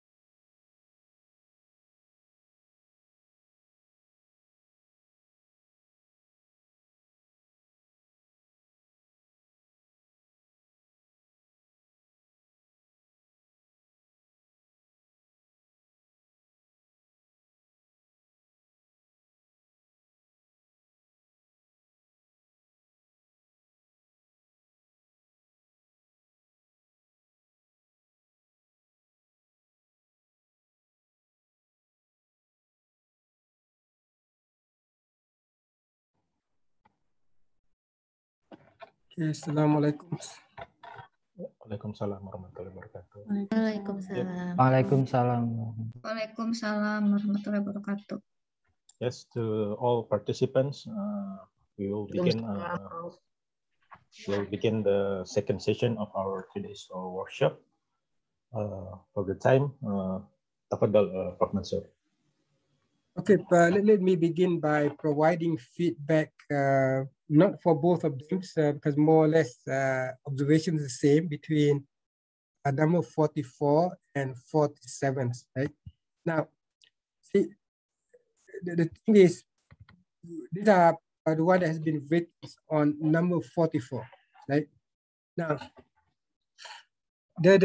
see, okay, when you look at this topic, for example, right, it's very clear what has been suggested here to look at the relationships between, you look at topic, factors determining Muslim behavioral intentions to participate in Wakaf Mushtarak. So which basically, very specific type of Wakaf that you put in here. So I'm not sure why you are interested in this specific type of Wakaf, not in general, right? Because the problem that has been highlighted is basically more of in general Wakaf, right? Why this Mustarak? So that one is basically quite difficult to motivate, right? But then when it comes to factors, right? The only thing that I have to make it clear in terms of this case, when it comes to objective, right? I have to, what I try to find, the statement of the objective, right? Where is the statement of the objective there, right? Because you mentioned in terms of this case, there are limited study that has been used to focus on this type of Wakaf. You have Sri and Khairun Nisa, right? And then you have Pichai, Niswa, and all, and so on. But I try to find your objective, in fact, but I cannot find the objective, right? About the previous studies provided empirical research about the facts influencing intention to cash wakaf. Nevertheless, none of previous studies have investigated about intentions on wakaf mustarak schemes, right? Both Waqif and public is expected. Then you say this research is expected to explore a Muslim behavioral intentions to participate in proposed model, right? So basically you try to explore. So I would say that you also try to explore the factors, right? The factors, but those factors must be made clear. And when I read through what you have done here, somewhere you have mentioned one of the basics problem is awareness, right? Awareness and literacy, right? Because you mentioned in terms of the low literacy rates of low wakaf literacy. Are you focusing on literacy alone or any other factors? But if you focus on any other factors, then what is basically what are those factors? It have to be made clear in terms of the objective, right? So those are objective. Now, let's say, let me put here. So objective have to be stated clearly, related to what I have given to other feedback. You must have objective clearly, right? Are you looking at factors, right, in general? But then you have to know, more or less you have to provide, you can mention factors in the title, but then in your introductions, you have to provide more clear, right? You have to cite what are those factors that you look at, right, that affects wakaf participations, right? Participations, right? Participations, for example, right? Or are you looking at basically literacy, right? How this literacy, wakaf literacy, affects wakaf participations, right? So which that you try to look at? Very specific, focusing only on literacy, or more broader into scopes, focus on factors, one of which can be literacy. But then what are all other factors? So those are objectives that you have to look at, right? Now, given this must be stated clearly, right? Just train ourselves to state the objective of the present study. Just state that doesn't, it's okay to state that, everyone state that objective, right? So that people will be clear, these are the statements of the objective that you try to look at. Now, when you try to build up your case, now you have a good organizations here. Right? You discuss how important zakats, and you mentioned that potential and actual contributions might be different, right? And in chapter number 2, you focus a lot on the usage, right? On how wakaf assets are less productive and so on. But if you think a little bit into this case, is this aspect is the problem that you would like to look at, the factors that affect zakat contributions or zakat, wakaf participations, right? But this paragraph is on the productive use of wakaf assets. So you see that disconnections between this paragraph and your objective, right? It's quite disconnected, right? Between this paragraph and your objective. Why I say disconnected? Because your objective look at the contributions, the participations of peoples, right, of Indonesians in contributing to wakaf. But here, focus more on the problem in the use, right? So these problems that you try to highlight here does not basically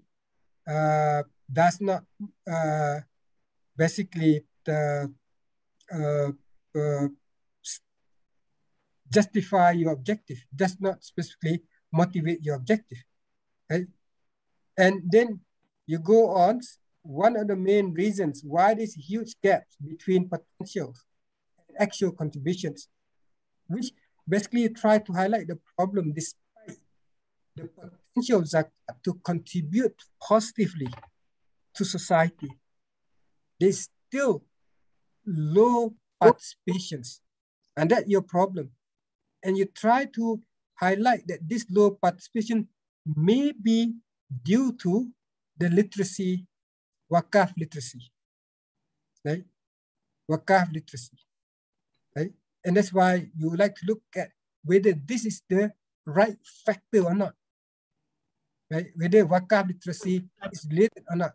And one very important thing that you look at, if you tie very carefully, for examples, right? Despite the fact that Indonesians are known globally as one of the countries that have at the top of the world giving index, unfortunately, contribution to the wakaf is still below the level expected. That's the problem that you will try to bring up. So if you build that story in that way, then you can motivate the second objective that you try to look at, literacy, wakaf participations. All factors contribute to wakaf participation because you try to link that, right? And really important. For example, if I want to write this, right, write the introductions, I will go direct, in fact, right? Why wakaf? I can write direct. Why wakaf? It's general view, or is widely viewed to have, or widely viewed to have, or to have benefits, right, to society, for example, right? I will go directly, right? Participation was in wakaf. Participation in wakaf, right? I can put right away the problem statement, in particular Indonesia. Right? In Indonesia, it's still low levels. Right? Now, do you have statistics? Right? If you have statistics, it's good to put in. Right? And you can put in. This is surprising. Right? Given the fact that Indonesia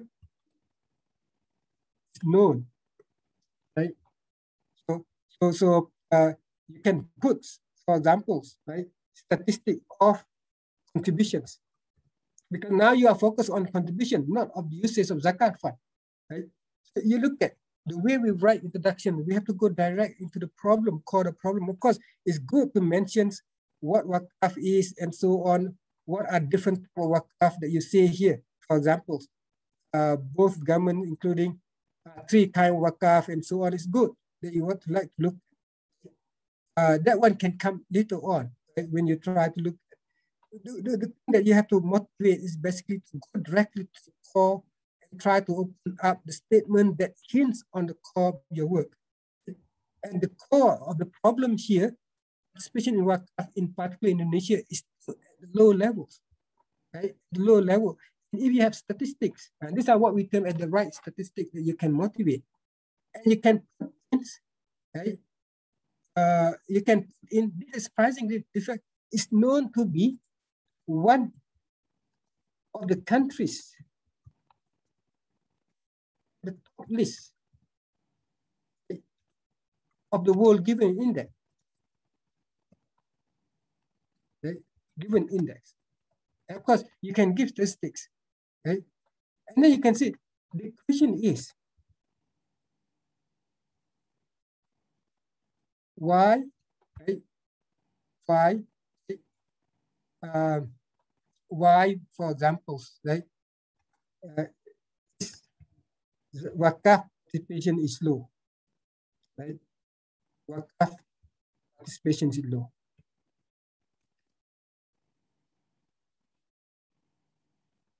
Right? So you raise the problem right away, right? You have everything.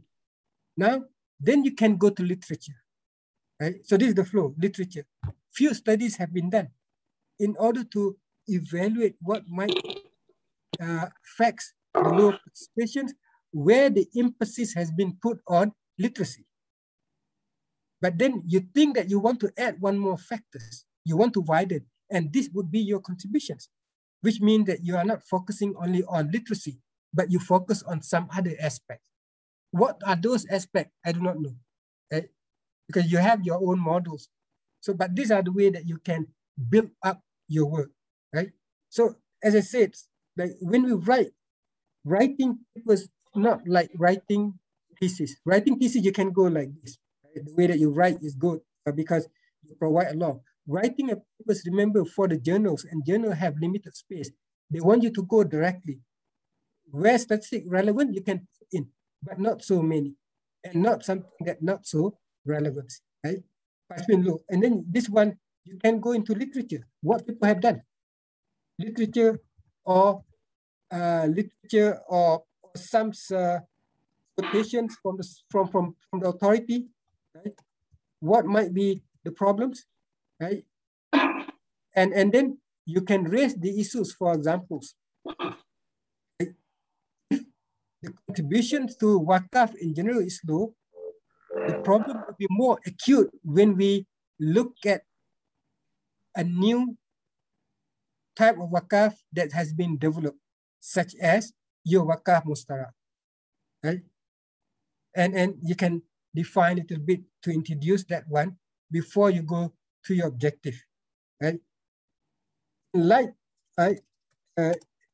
in view of the importance of zakat, or the importance of wakaf, for example, right? This paper, right, attempts or aims or examines or aims or assess identify. This paper aim to identify. Right? You want to identify, right, facts that affects or that influence, right, zakat, right, wakaf participations, right, which are focused on a newly, right, developed wakaf. Let's say if you are new, for example, wakaf mustara. Right? So you can in that way. So you look at these are the way that you build up and to be really direct and go to your objective, right? And the one that you try to do for zakat, you can do exactly the same thing, highlighting the problems. And that's why I say your objective must be underpinned, must be backed by the problem that you have to look at. And the information that you have to look, you have put in is good, very good, your informations. But how to highlight, make it precise and so on, go directly into the key problem that motivate your objective. And that's the writing part. Right? You have information, right? But the writing is not there. Right? Because the contribution of zakat, for example, you have done the first one. Zakat have huge potential and so on. This is well known within literature. Right? That people say that zakat have potential. You don't have to highlight them. You don't have to mention, you don't have to cite anyone. People know this, right? So you can look, you can mention why it's widely viewed to have benefits, right? Or you can put substantial benefit to society, right? But then participation is low. The most surprising part in the context of Indonesia, right, which is good that you have put in the World Giving Index is high, but giving to wakaf is low. What the problem here? That motivate you to look at the factors that influence basically participation in wakaf. I will give you more later on, but this is more or less the general feeling that I have regarding your objective. You must have the statements, right, like this, right? Clear cut what you want to do. But this statement must be backed by the problem. Right? You look at now the problem that you raise here. We are confusing. We do not know exactly what happened here. Right? Indonesians are one of the best world givers. Right? They give a lot. But yet, why in the wakaf, they are quite low? There must be something in there. There must be some reasons. And this reason is something that I would like to look at. See, you look at how you convince that it's worth looking at. Why? Because of something out there happened on the ground where I'm a little bit confused what is happening. If Indonesians are one of the best givers, why the participation in wakaf is so low? So these are type of things that need to be highlighted, right? So you look at, and I think this study will be good when you look carefully, right? But I'm not sure whether you want to focus on wakaf mustara or just starting with wakaf in general first, for example. Just to understand factors why why certain people, what are the characteristics of those who participate in zakat? Is because they know more about zakat and they know more about wakaf, right? Others do not know, or because because they do not have information. They know about wakaf, but they do not have information, for example. They understand well about wakaf, or because they do not trust about management of wakaf. So those are type of things that you might want to look at, but you have to pin down the factors, what aspect, which is based on the theory that you try to look at. So this is a type of thing that I see in terms of your case, right? Be direct, be precise in your introductions, right? Because there are things that may not be needed. Just wait for me to give the full review of your work, because I can suggest more in terms of how to structure your information. You have information, and in fact, when I look at, see, World Giving Index so high, zakat, wakaf contribution so low. That interesting. That can be motivations, right? Why I have to look at this thing, why this phenomenon exists, right? So these are what I See, once you read and put some thought a little bit, you will see the reason why you have to look at this topic, right? So this is what you have to come up, the reason why this topic need to be looked at. So that basically what I mean in terms of this case, right? In terms of wakaf, you can, in terms of zakat article, you can motivate in the same way, but then as I mentioned, I will provide you with specifics comments later on. Just be patient, go one by one, and then try to reply back to those papers that have been submitted. Okay, so that's the feedback little bit, right, that I would like to give you on what you have asked, right? So with the interest of times, right, let me basically go to other feedback that I would like to mention here with respect to the literature review. Right? These are feedback. Okay, unless you have anything to ask. No. Okay. No. Okay. Now, the studies that you review, right? Now, whether they are relevant or not. So these are type of things that you have to look carefully, right, of the studies that you have done, right? Now, I pick up paper 23, and in fact, I can pick up also any other papers and assess the relevance, right? Where some papers, for example, the literature that has been cited, they are relevant, but they have problems somewhere else, right? But this article in particular, when I look at, right, are they relevant? Look at the objective. The objective is corporate governance, financial risks, macro conditions. How these three affect the rate of return, right? Where the rate of returns is return on deposits as well as ROE, right? Return to shareholders, right? So I'm not sure whether return to shareholders should be ROE, return on equity, because the return to shareholders normally in the form of the dividend yields as well as capital gains, right? Capital gains, of course, those may be reflected in ROE, but it may not be reflected in ROE because the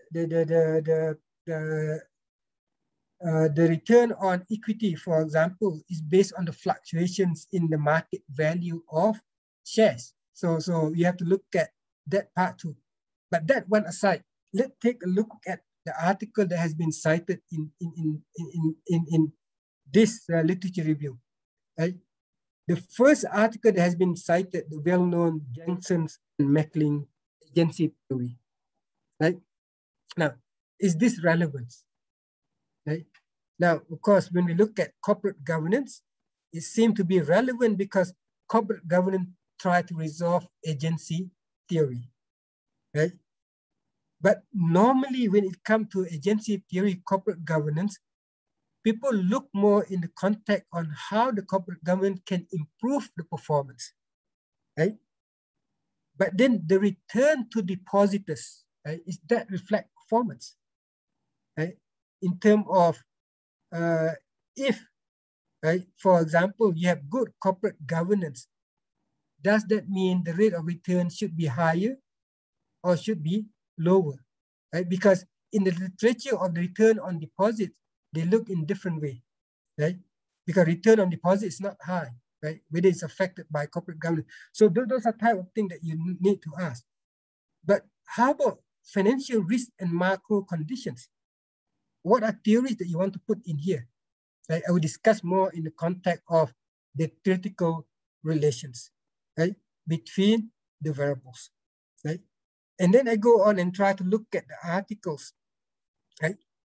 Hamzah 2015, Hasanah et al. 2030. Choosing Islamic bank is driven by the return on investments, right? Now, if you look at in this literature, right? In this literature, it talks about return on investments, right? Which I can think that maybe return on deposits, right? Return on deposit, not normal, not wadiah deposits, right? Not just deposit they put in there, but deposit that have mudarabah contractual type that you can get return from, right? By return on investments, okay. But this study looked at the impact of return on investments, whether the return on investments affect the choice whether of Islamic bank or conventional bank. If I understand correctly, it's not about the determinants of rate of return, right? So you look into this case, I do not see this would be relevant, right? Because your dependent variable rate of returns, but here is about rate of return affecting the choice. But here you try to look what affects the rate of return, right? So that's why I said it's relevant, right? The relevance. So what you have to look at is basically how the rate of returns is affected by some other factors that people look at in the literature, okay? In the literature. What affects the bank's pricing of deposit? And these are the pricing of deposit, which means the rate of return, right? Because normally when it comes to rate of returns, basically the bank, the price in terms of profit and loss ratio, right? How they price that, right? So those are literature that you have to look, which means I would say this might be not so relevant literature. If you look at further, Sarairi 2013, Alfiani, Mulazid, Ardana, Wulandari, and so on, not much details. Right? But how are they related to research objective? And that one more important to answer because the details not provided into this case. What exactly here, right? So this is what I mean by maybe your study are not so relevant. Right? Studies that you review are not so relevant because you are not looking at how rate of returns affected by all other factors. Right? And the way that I will mention it on regarding this article, for example, right? Any of these studies look at how financial risks affect rate of returns. Any of these studies look at the impact of macro conditions on the rate of returns. And of course, what do you mean macro condition in the first place, right? For you to go out and try to search the articles that look at the impact of certain variable on deposit rates on or return on equity as what you want to put in there, right? So these are basically type of thing that you want to look at. So see, I would say that the objective is quite clear. The only not clear in terms of this case, you look both at return on equity and return on deposits, right? So I'm not sure. You try to look at between depositors and shareholders. So when banks basically have more profit, or they what do? They treat shareholders better or depositors better. So I'm not sure because those are two different contracts. Shareholders are owners of the firm, right? And depositors are providers of fund to the firm, right? They are not considered as owners as such because they don't have voting power. They don't participate in making decisions and so on. So I'm not sure what exactly you try to look at in terms of that case. But then all these studies that has been looked at, right? They are not relevant, right? They are not so relevant because I do not see. Right? They may be relevant, but I do not see in the write-up, right?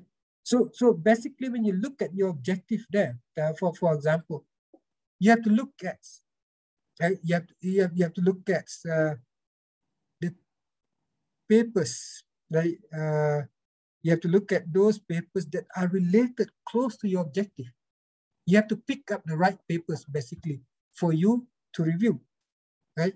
For you to review. The one that look at, for example, financial inclusion and growth, you have one sections that review literature on macro variable, and economic growth.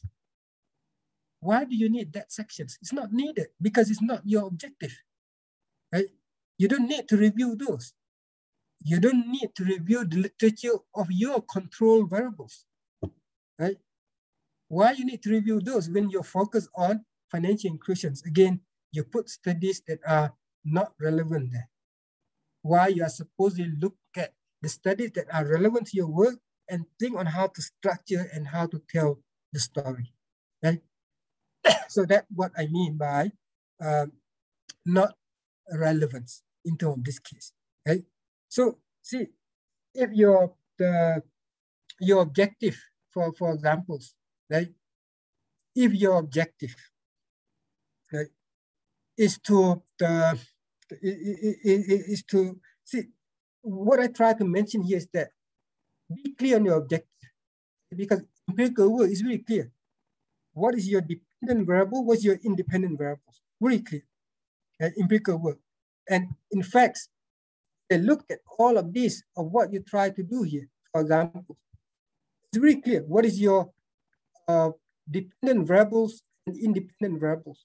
Right? The first one, dependent variable is in deficits. Independent variable, all these. The second one, dependent variables, Islamic equity markets. And these are the conditions which is categorized categorical variables, the period of COVID-19, right? And this one I have to look at in detail. What are your dependent variables? Here you have earning quality as dependent variables.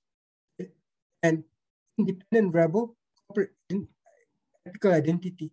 So it's basically you have to look at your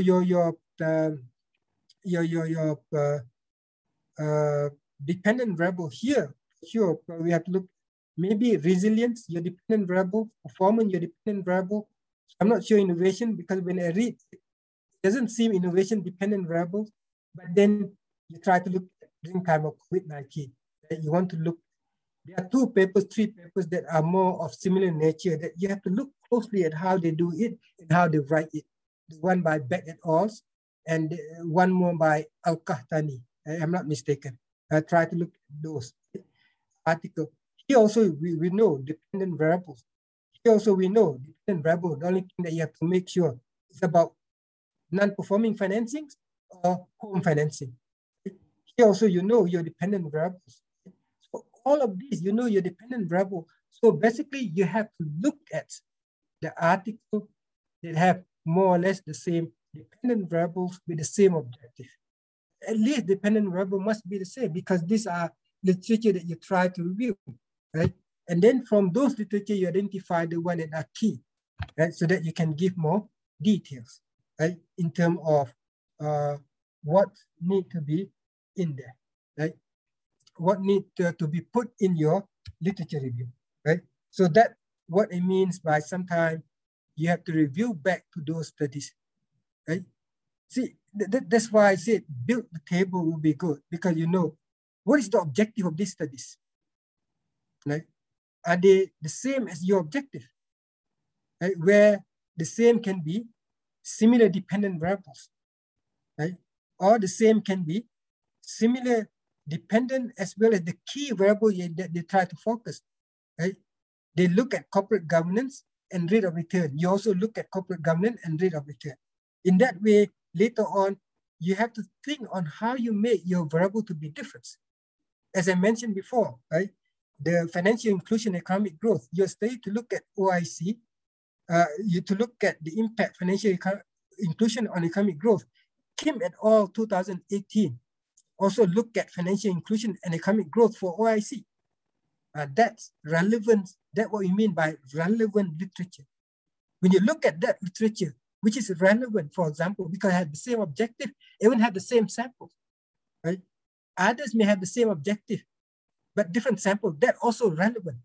That study also relevant.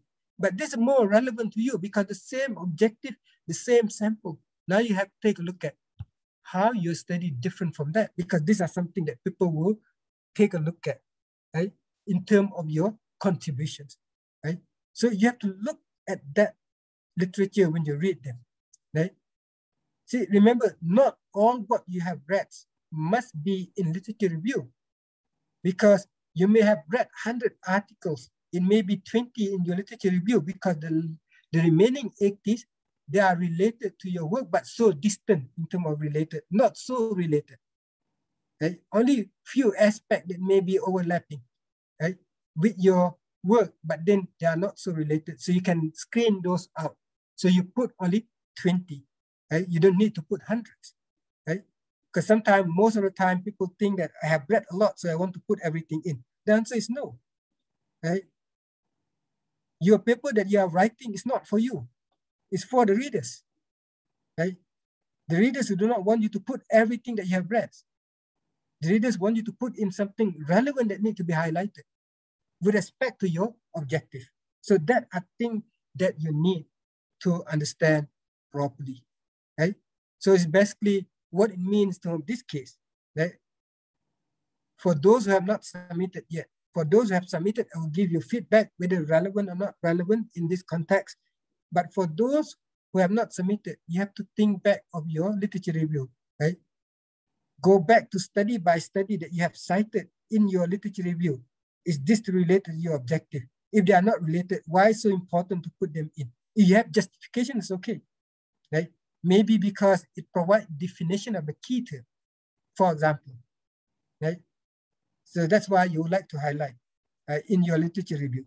So you have to look back whether they are related or not. Screen out those who are not related. Focus more on those that are related to your objective, right? So these are one specific feedback that I would like to provide, right? Which means that go back to literature that you have put in and look at the objective of that literature and rank them in the scale of 1 and 5. How close to your objective? And keep only those who are close, 4 or 5, for example, to your objective in your list. And then re-look back at your literature review. Can you rewrite them? I will give you more instructions after this in the context of other comments, how to rewrite them in context of the literature review. So these are evaluation that you need to make, right? Because sometimes I do not see the relevance of putting something in the literature review, right? In literature review. As I mentioned, you may have read a lot. That's a good thing, because you basically try to gather knowledge as much as you can. But when you try to give out, when you try to write, you don't need to write everything that you have read. You need to write only those relevant to your objective, right? Always I mentioned, I go back, objective, objective, objective, objective. Why? Because these are the core of your writing. Everything must be centered on your objective, must be made clear, right? Why you focus on that objective, what the difference that you make in order to address that objective. So everything are there, right? But centered on your objective, right? Very important parts, right? Very important part. Now, the next things, right? Not only studies review relevance or not, I mentioned before, right? The details must be in there, right? Write more details, right? Write more details, right? Of those studies that are close to you, right? That are close to you. Now, I will give you the example of mine, right? Mine, because as I teach you, I also write my own work, because I also need to write, I also need to publish. So I never stop basically doing research, right? Because this is part of what I do. Basically try to write and try to publish as much as I can, right? And the same as you, I still learning in the context of writing. The only thing, I have longer years before, because I started writing 1996. You are about to start, or you may start last year and so on. So you are new, right? So that's why we are in here together and try to learn, right? Now, when I write and I see the article, which is highly relevant to my work, right? And my work that I'm writing right now, right? If I would like to share with you, right? I want to share with you a little bit what I'm writing, right? I'm looking at the impact of finance on outputs and stability, or growth instability, or growth volatility. That's what I'm looking at. And I found out one article that had just been published that very close to me. Why? And once very close to me, I have to read in details because at the end, I have to tell people if I write on the same topic, what would be the difference, right?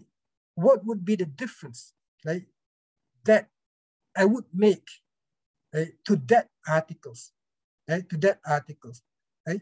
So if we look at, right, I take notes. That's why you have to take note also. And these are the way that I take notes. See, I always take notes of what's I'm writing, right? So these are the way that I take notes of what I'm writing. Let me make it clear. Let's see. I would like to share with you what I have. Let's see. Okay. I would like to make clear what I have in terms of the note that I have. These are the way that I take notes, right? Because every time I read something, the only thing I would like to know, the theory side, right, of what they do, right? Or what they do. And in fact, this article 2021, not 2020, it's published in 2021. It's a new article that I look at. And then I'll try to look at what are the empirical findings, because I more or less look at the same thing, finance and volatility. How financial inclusions, and that's why I can give a lot of feedback for you to do, for the paper that do on financial inclusions, right? Because I'm looking at more or less the same thing, but I look more in terms of how it affects growth volatility. Jot down, these are the technical side. So many theories in there. Okay? So many theories. How finance affects assumptions, how finance affects firm investments, how finance resolve information asymmetries, right? And how finance moderate different shock and so on. So these are basically what I do. Just notes, rewrite back here, because later on, maybe if I would like to look at the theory, for example, right, I can write the theory easily. And of course, not only from this paper, some other papers, I will jot down the critical parts, because these are the papers that are closely related to my work. And the one that are closely related to my work, I have to look in more detail, I have to read line by line, right? Very important. Have you done that? Have you identified the article?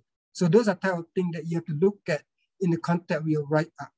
And based on what I read from your literature review, I do not find that, right? Or if there exists, it's not sufficient details in the context of the literature that are most relevant to your work, right? So that's what I do. I look here, and then I go to the empirical findings, right? How they find, what they do, what type of model that they use, how they generate financial inclusion index, what are the control variable, what are the sample, what are the results, right? You look at here, you'll be surprising. Financial inclusion consistently amplifies out volatility. So this article provide me, that stuck me here, right? Stuck me here. Well, financial inclusion is not all beneficial, because this article have provided evidence that financial inclusions can amplify, can make output volatility to be larger, right? So it's not good. And they do more things, they do non-linearity and so on. So these are various aspects that they have done. So these are the details that you have to look at, which I do not find in your work, right? I do not find in your work when you do this feedback, right? The details, I do not find it, right? So see, these are related to studies that you have reviewed. As I mentioned, do you have key or main studies? Those that are closely related to your work, right? I mentioned here paper number 19, because paper number 19, which paper number 19 we looked at? Sharia and conventional banking in Indonesia. I look at this topic these are very close to Beck et al. 2013. They're very close. This article, because they look also resilience, performance, but you have one more here, which is different innovations. But how innovations is in, I'm not sure whether innovations becomes a moderating factor or innovation become dependent variable. That one, I'm not so clear. So that's basically your topic. But then do you go line by line reading Beck et al., try to understand? And then one more article as mentioned, Al-Qahtani and Browns, that look more or less the same thing, the impact of Sharia and the performance Sharia and conventional banking, right? Not only in Indonesia, but using worldwide samples, but during the global financial crisis. Of course, they look at global financial crisis, but the context is the same because they look at the performance of this bank during the time of shock, during the time of during the problematic times. Right? Before they look global financial crisis, you look at COVID-19 pandemic, right? But they belong to the same group of the literature. Right? Do you look carefully in terms of those, right? Sharia index. And the same thing against in terms of financial inclusions, economic growth. Kim et al. Is your key papers because that the most related to the work. Have you gone into details? What they have done? Details mean everything, every aspect, because at the end, you would like to highlight what you try to do, the difference that you would make in looking at exactly the same topics. Of course, you mentioned COVID-19, but COVID-19, I'm not sure it's not appearing in terms of the discussions, but appearing in the objective. So that's why I said from the beginning, it's not so certain in the context of what you have done. So these are basically what you need to check. Identify the ones that are closely related, because I have mentioned before that for those who have not, primary data is a little bit more difficult, but still you have some article that can be used as a basis, right? Because the intention to participate, for example, there must be some other article that have looked at this, right? And there are many other things, loyalty. There must be some article in marketing that look at determinants of loyalty, for example, right? Try to look at how closely, right? And from you look in terms of religiosity, there must be a few articles that look at those, right? And you basically based on those, you construct further your objective, right? And you extend further. Why? Because you want to contribute. Right? Your work belongs into the same group of the literature, right? So that's why these are things that you have to go back and think. When you want to write the literature review, you have written. It will give you feedback. Do you have key or main studies? Those that are closely related to your work. Right? I give some example of these two. Right? 19, Beck et al., I would say very closely related to your work. Paper 39, I would say Kim et al., very closely related to your work. Some other article I will not be able to identify because those are the areas that you are in. You may know more than me, which one that are closely related to my work. Right? Write into details. Take notes. The way that I have taken notes. Right? Imagine, right? Even me, for example, or I would say any others who have written a lot, they still take notes, right? Of the articles, because at the end, we have to justify why do we need to do more or less the same topics, right? And why you take notes here, because at the end, you want to look what they have done. And then you need to identify the differences that you have in your research from the existing studies. And these are the weakness that I observed in many literature review that you have submitted, that you don't have the gap contribution to in your literature review, which come later on that I would like to discuss the structure of your literature review, right? Of your literature review. So if you look into this case, right? If you look into this, right? More work needs to be done, basically, right? Where you have to read more, read carefully, understand what you have read, and put down carefully right? Those studies that are related to your work, right? Because I mentioned before when we review, not all papers need to be given the same attention. You give attentions, you review more, you write more about those papers related closely to your works, so that at the end you can highlight the contributions, right? Because this need to be made obvious to the readers. What would be your contributions? Imagine for number 39, for example, you review Kim et al.'s, but you never say in your literature review or even in your objective, right, how you differ from Kim et al.'s that had looked at the same topic, the same samples. Okay? Is the difference in the methods? Is the difference in the aspect that you look at? Because as I said, digital finance missing in the objective, right? Where I would say that if you put digital finance would be a potentially good article, right? Because now you look at having people to be in the formal financial system may not be sufficient. It must be facilitated by online platform, especially in the COVID-19 pandemic. You have motivations in there to look into whether this is true or not true. Right? People may have not looked at it yet, but there are some studies that have been done on ICT and economic growth, for example. That study has been done on ICT and economic growth. Right?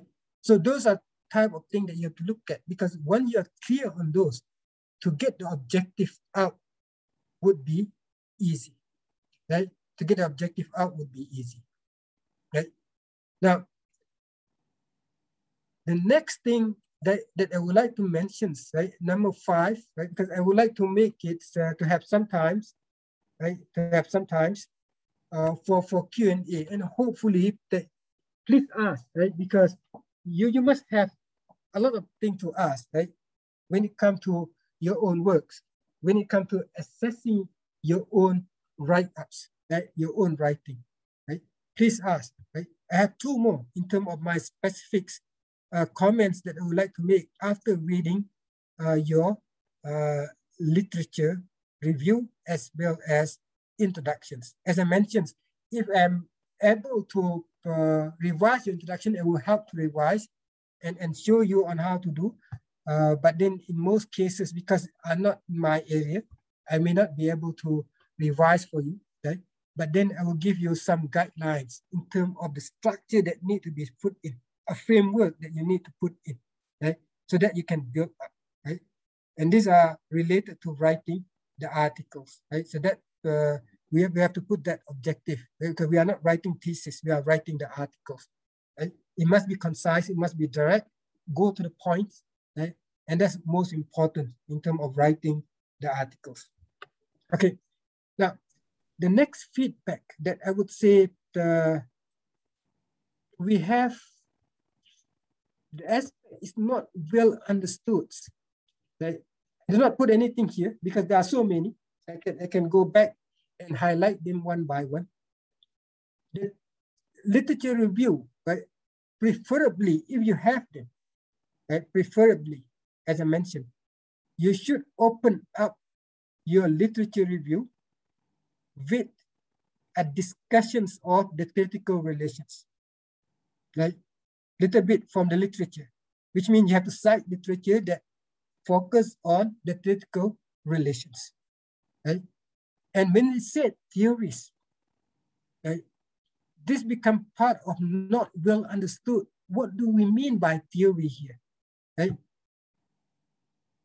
Theory here, what it means is that the reasons, the explanations, right, that are given, right, or the reason that are given, the arguments that are given to explain the relationships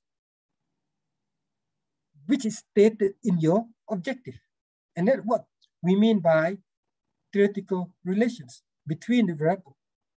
Right? What are the predictions from the theories in terms of the impact? Why do we think this affects this? Right? This affects this. Right? So that's what we mean by theoretical relations, which you can pick up when you read the articles. And that's why I said identify the article that are close to you, you may be able to pick up the theoretical relations, right? Theoretical relations. Now, I put up many here, right? Many papers here, because I want to go back and try to discuss with you, right? One by one on those articles so that you are clear, right? Some other article I do not put in, right? Because sometimes you have primary data set. When you have primary data set, you have many different theories that I'm not aware of, but I know you have theory, right? For example, the theory of planned behavior, for example, you have that theory. I read that, right? You have the theory of planned behavior. In marketing theory, with respect to what affects loyalty, you have that theory, right? So I'm not mentioning, I just give the one here, that will make it easy for us to understand what we mean by theory here, right? Of these 9 articles, I have 16, I put here 9 articles here, right? Now, let's take a look one by one, right? Now, look at one by one. Number 2, right? You provide the theory, but the theory is just equations explaining twin deficits, right? Twin deficits. Now, if you look in this context, for example, right, try to look at, there are 2 parts of your dependent variables. One, budget deficits, right? Budget deficits. The other one, trade balance or trade deficits, right? So that 2 parts, and which you call them twin deficits, right? The theory that has been provided, right, in number 2, for examples, is related more to the twin deficits, but not so much on determinants of that twin deficits. So I'm not sure whether your dependent variable will be 2. So you have 2 models, one for budget deficits, one for trade deficits, or how you would put that, I'm not sure, right? So that one you have to answer and maybe we can discuss. But then what you try to look at is the theory. One, Sukuks, right? So what we mean by theory is that theoretically, how does Sukuk affect those? You have theory of that, right? Affect budget deficit and trade deficit, right? How does energy sector affects trade deficit and budget deficits? Theoretical explanations, the argument that need to be given, right? Doesn't mean you have to write equation theory here, consumption theory, like what we learn normally as theory. What you need to provide, what are the mechanisms, what are the channels, what are the reasons, what are the arguments that Sukuks affect trade deficit in what way? Sukuk affect deficit positively, affect deficit negatively. The same thing as energy sectors, right? I do not find the strong in terms of the theoretical relations. Do you have them? If you do not have them, that would be a problem, right? Because empirical study must be based or founded on theories, right? I cannot run regressions. I cannot run statistical analysis by just take my dependent variable, take any X and put in without knowing any theory, right? Because prerequisites of an empirical paper, you must have theoretical foundations, right? Theoretical foundation doesn't mean you have to have like, I have to state growth theories. You must need the theoretical argument that has been provided, right? That has been provided. That's explain the relationship between the variables. And that's what we mean by theory. And as I mentioned to you before, here, right? In terms of what I have done, what I have done here, for example, how does financial inclusion affect volatility? These are theory.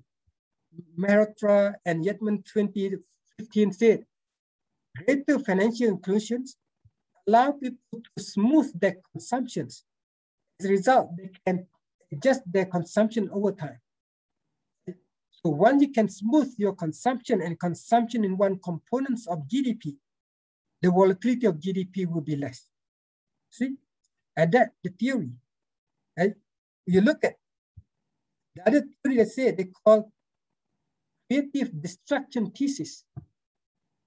Financial inclusion allows them to have more innovations. And once you have more innovation, sometimes innovation fails, sometimes innovation succeed, and that can create higher volatility.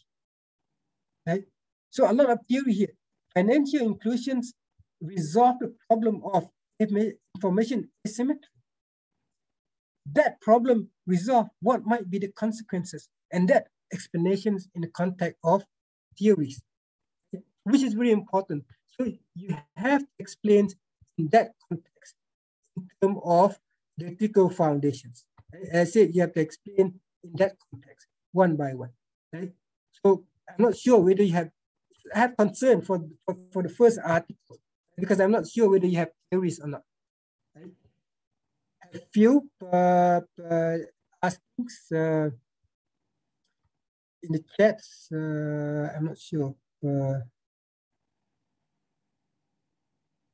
There is a question from paper 17, Brother Ahmad said, Assalamualaikum, Prof. I have a key variable, for example, profitability as my independent variable. I have read in other studies, profitability have been used as a control variable. May I use those studies that use profitability as a control variable to support my key variable of profitability? Yes, yeah. Yes, you can use those studies, right? No, basically, profitability, your key variable affecting certain thing. Of course, you can cite, because if you have those studies that use profitability as control variable, the answer is yes. But then you have to highlight what is the finding there, right? That they have found out, right? But this one will be more of part of your literature review, but it's not something that you would like to highlight. The reason being, if other studies use profitability as control variable, they do not go into details. They just put there as control variable. But then you still can mention what the result that they got with respect to profitability as part of your review. But you do not need to go into details. The one that you need to go into details is the one that focuses specifically on profitability as your key variable, if you have them. If you don't have them, this is the gap, because people just use profitability as control variable, but then since the focus is not on this, thorough analysis have not been done, right? Thorough analysis have not been done. So those are basically what you need to put in there. Yes, Ahmad, you can use them as part of your literature review, but then whether you have to give a lot of attention in terms of detail in your review, it depends on whether you have other variables that are more closer to your work or not. Right?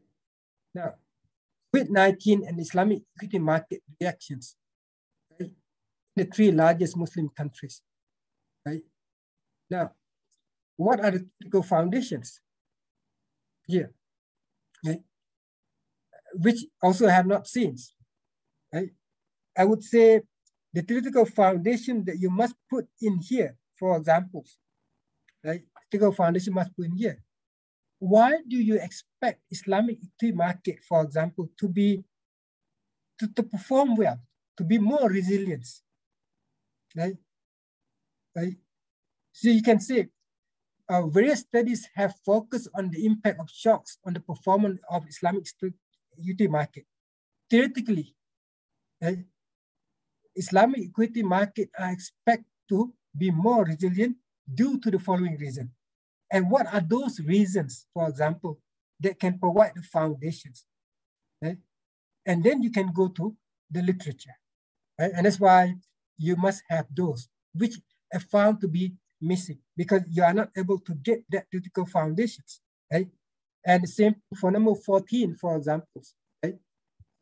13, my apology, because I'm not taking a look at yet, but I will provide you feedback, because the topic itself doesn't give me what are the dependent variables, how you evaluate whether the bank is ready or not ready in order to spin off to be a separate bank, right, or subsidiary from the Islamic business units. Right?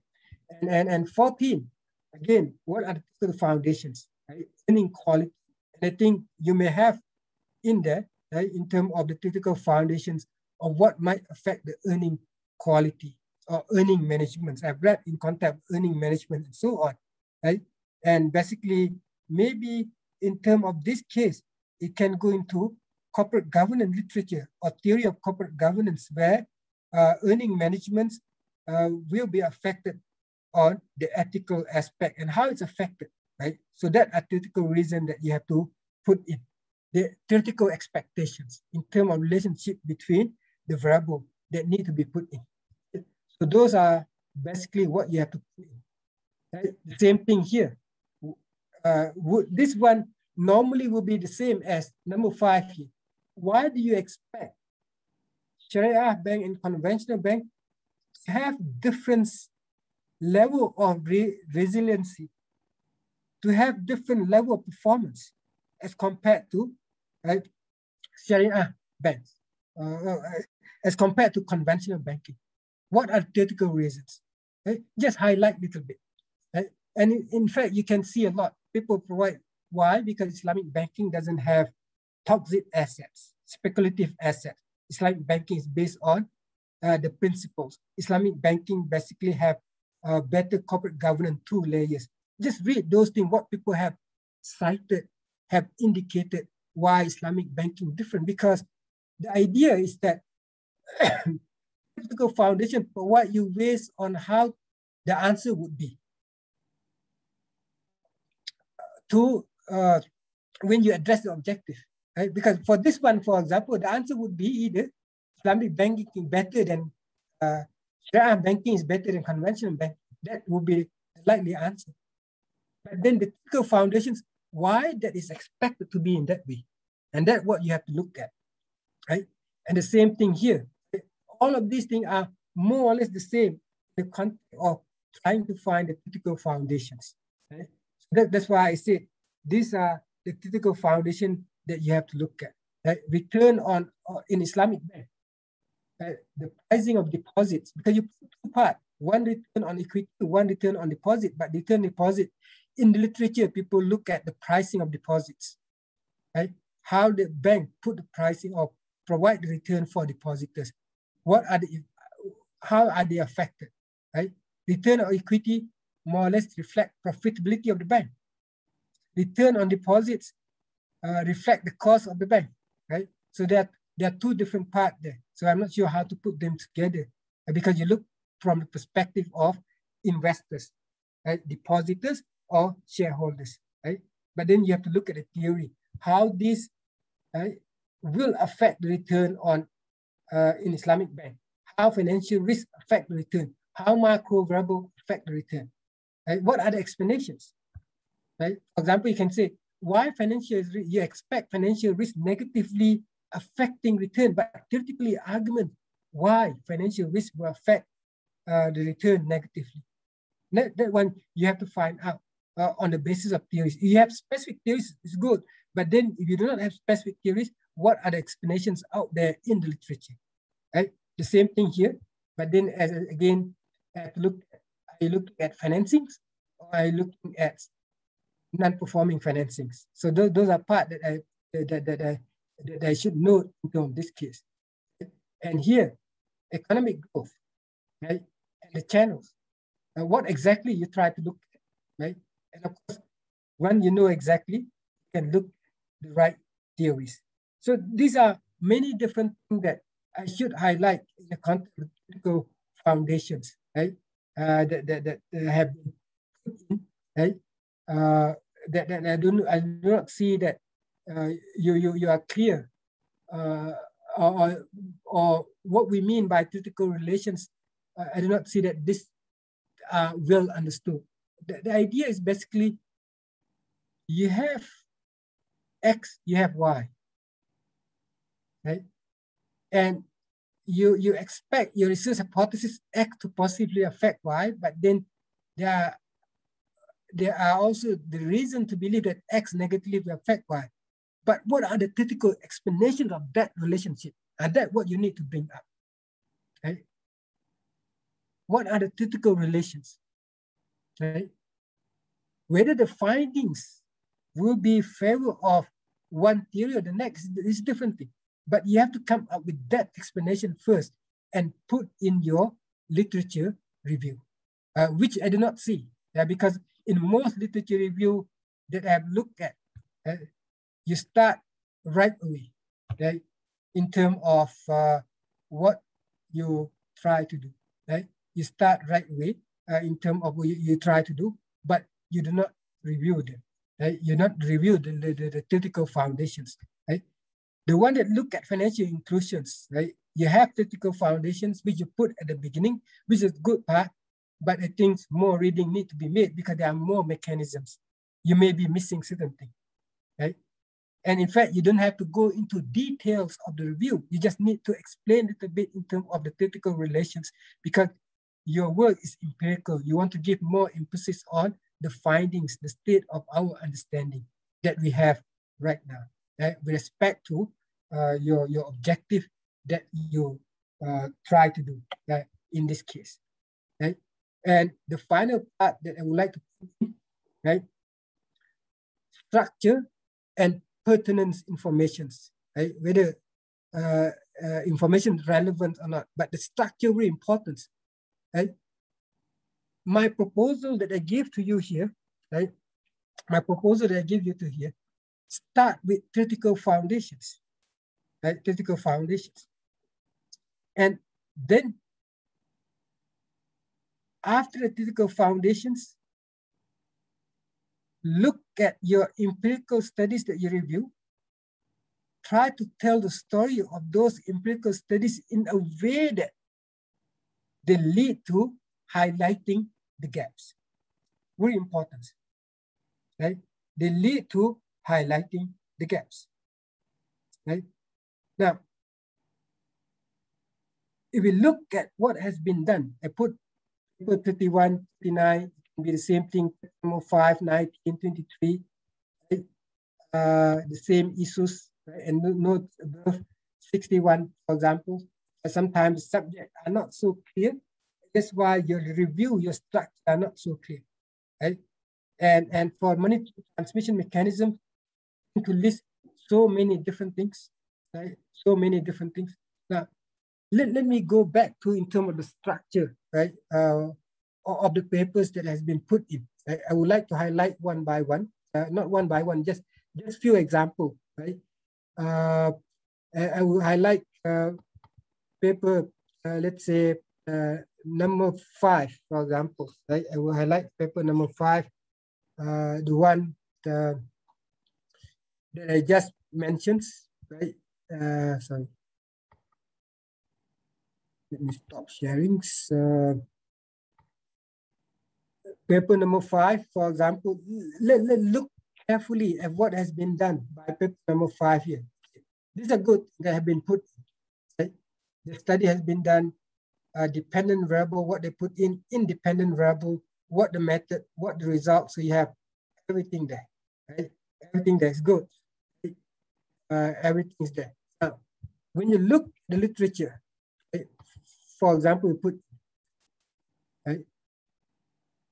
The health crisis of COVID-19 pandemic has attracted more attention for global investors to diversify their financial asset portfolios, right? Many studies have investigated the performance of the Islamic stock index integrated with the potential of diversifications and potential portfolio hedging benefit. The results are mixed, right? Now, if I look at these things, right? What has been highlighted here, many studies, right? Okay, now, I would guess that this one will be related to the first one, right? But then related to the first one, I already said in my introduction, limited studies. So it's quite disconnected there, right? Because you mentioned the health crisis, the COVID-19 pandemic has attracted more attentions, right, for globally, right, for global investors. But then you said many studies have investigated, right? And then you said the results are mixed. So I'm not sure whether this relates to the time of COVID-19 pandemics, because you put in the same sentence, right? You put in the same sentence, right? So that's why I said the first thing, right? The first thing, right? You have to highlight basically the critical first, right? Period of obesity, right?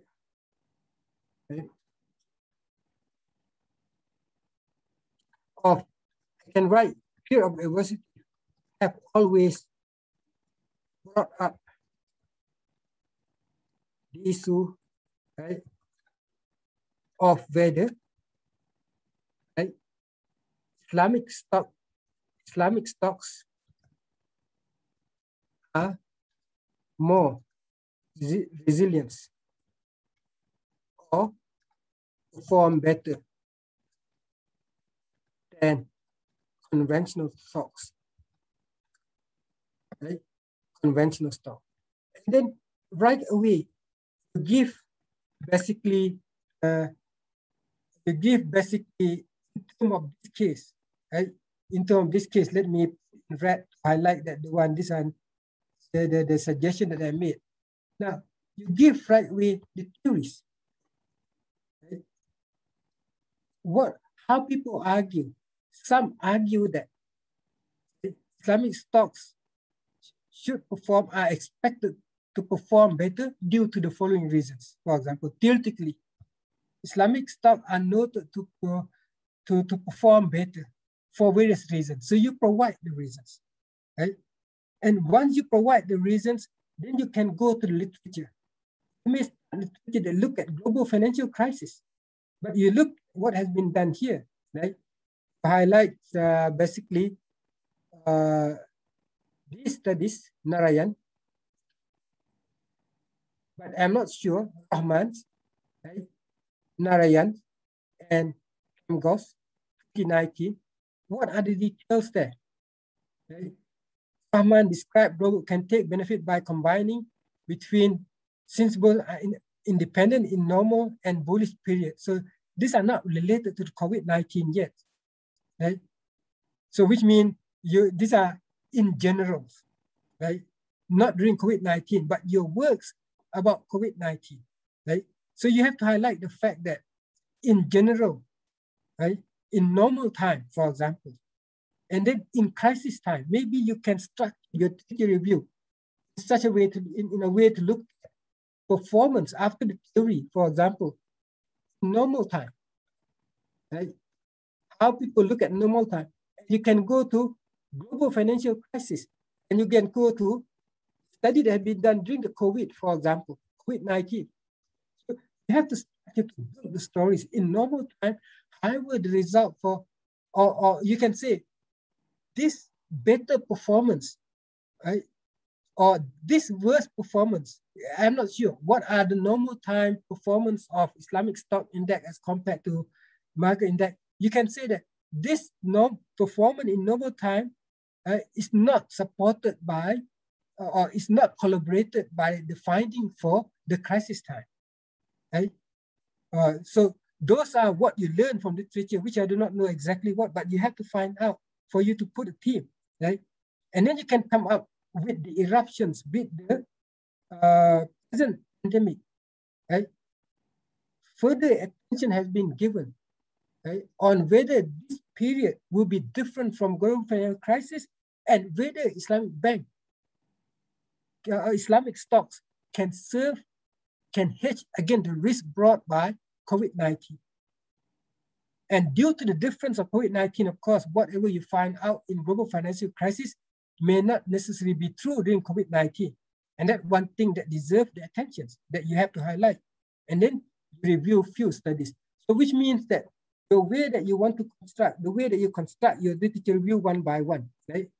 That you put in, for example, need to have some detail, needs to have some structure. So when you look at these things, I do not see exactly whether these are during what time that you look at. During the time crisis, during the time normal period, you are looking at the crisis, but how this is relevant to your work. So these are type of things that you have to fix, right? And here the same thing, Hassan's, right? Major Islamic stock market, right? In time of global financial crisis, and I look at both, for example. Now I know they look at both.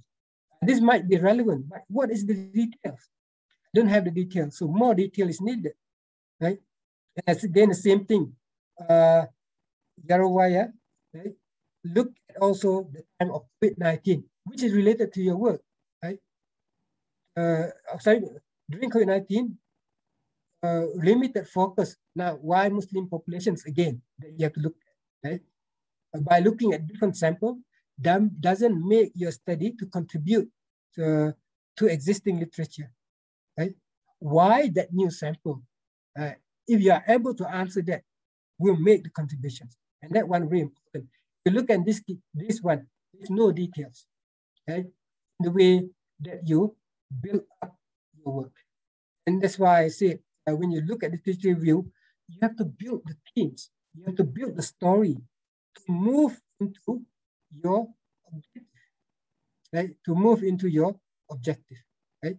So those are some of the things that I would like to mention here related to your work, right? Now, let me put in the one on, I think, the one on financial inclusions, right? Let me put in the one on financial inclusions, right? This is the one. You look at the way that has been done in terms of literature is good, right? But if you look at in terms of this case, right? Do you need to discuss the review on, right? On the definitions of financial inclusions, right? Now, because you can mention briefly, but not to review the meaning of financial inclusions, because that should be in the measurements, in the data sections. Unless, right? Unless you want to emphasize the fact that what has been used as financial inclusions is not a good measure, you want to propose a new one. And then you can review, because you will highlight the weaknesses of what they have done in terms of using the measure of financial inclusions. But if not, for example, right, not in this case, right, for this, then you don't need to review. In fact, you have to provide critical foundations. Where you provide here, it's good that you provide here, right? There are many studies to look at studies on financial inclusions, right? There are so many different studies, not just area here, right? And there are many studies that look at financial inclusion and economic growth, right? You have reviewed Kim's et al. There are so many studies that have been done. What are the critical foundations? Those are types that you have to look at, right? Financial inclusions allow people to reduce production risk, right? Why? Because in your included, for example, you can plan properly in terms of financing your activities. So you can allow productions to be better, right? And that will promote growth. So those are type of things that you have to look at. So I put here, you must look at more studies and to highlight critical foundations, right? And again here, right, how you structure your review, right? You have Kim, you have Sharma, you have everything. What story that you want to tell? Because you just mentioned those studies, what story you want to tell, because at the end, you want to come up with the gap that you want to put in, right? So I guess because you focus on OIC, maybe you review those that look at developed countries or developing countries in general first before you go to OIC, right? Why? Because you want to highlight the fact that the focus on OIC is not sufficient yet. When the issue for the OIC is bigger than any other regions. If you have that, you can highlight that in your introduction, for example, right? That why you look at the OIC countries and so on, right? If you look at the review here, nothing about ICT. So where ICT coming? Because I want to look at, because this can be potentially good reasons, and we can communicate through emails, right? Because I believe that this one, if you do well, right, having ICT in there, it can go into a good paper, but you have to structure well, you have to motivate well. I see where ICT totally missing here. Your review of the literature, right? But you have to look, right, how ICT coming in. Perhaps you can look the digital finance, ICT, on how it affects economic growth to motivate that you want to incorporate these two together. Now you have two literature, right? One on ICT and growth, one on financial inclusion and growth. You want to combine them. Combining the literature into one, that is a contribution on its own. But then at the end, despite the fact that you mentioned digital finance, you mentioned ICT in your introductions, everything disappears. And that's why I said disconnections. And here you don't need them. These are not relevant.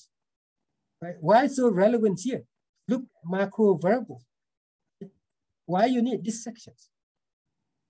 This is not your objective. Your objective is financial inclusions and growth, not macroeconomic variables and growth. This is just control variable, totally not relevant. Right? So these are basically the thing that you have to look at in the context of your literature. Identify relevance and structure and try to tell the story. As I mentioned, for those of you who have submitted, I will give you written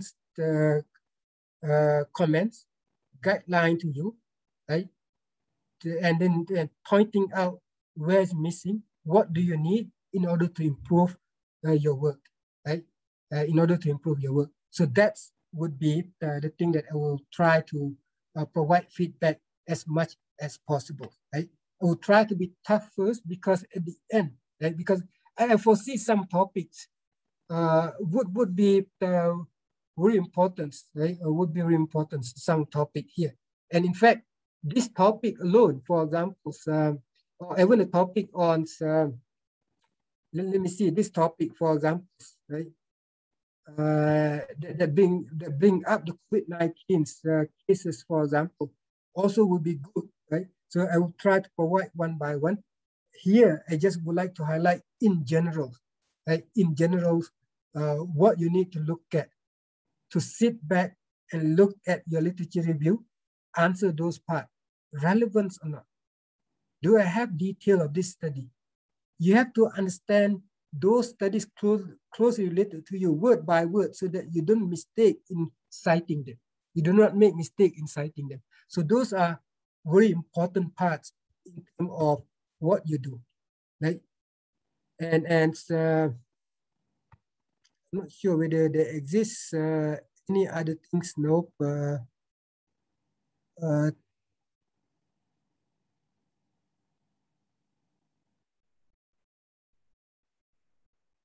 Okay, all not in there related to we have question and answer. Okay. So those are type of things that I would like to highlight in the context of this. Okay. So I'll try to provide time. So we have 15 minutes left. Okay. I'll try to provide time and then for you to ask the questions. So the next thing that we'll try to look at is basically, I can show you paper 31, for example, right? Because you put a lot of things, you put the sources of inflation, you put channel monetary transmission mechanism, which I do not sure for, are they related to your objective? But I cannot verify further either because I'm not sure what your objective is, right? So for those of you who submitted, this is the time for you to communicate what you try to do exactly with me, and then we can discuss further, right? This is our opportunity. We have 15 or a little bit more than that, right? And for us to look into what you have done so far, right? So I will give back to Dr. Quraishi so that we can interact now with what feedback that I have done here, right? So yeah. Hopefully in the next task you have to submit the models, right? The model as well as the methods, data and methods. If you have time, revise them here and put together. So now you have 3 sections, right? before we go to the next one. And the next one will be very important. Right? How do we discuss the results? How do we strategize on data analysis? And that one really important part, right? Because normally the literature review, the most important part, when reviewer read, they want to have the impressions that you understand the literature. Okay? If I read your literature review, I come up with conclusions. You yourself is not so well versed with the literature based on what you have written up. Then more likely your paper will not be accepted. But then if the readers have impression that, okay, he understands well the literature, the only thing is the writing not so good, and that will not be the reason for rejections, because you have to demonstrate you understand literature. When you understand literature, meaning that you are able to say, this is my contributions, right? So that very important aspects that you have to put in, okay? So let me stop here, right? And get your feedbacks, right? I will be here and in order to answer your feedback.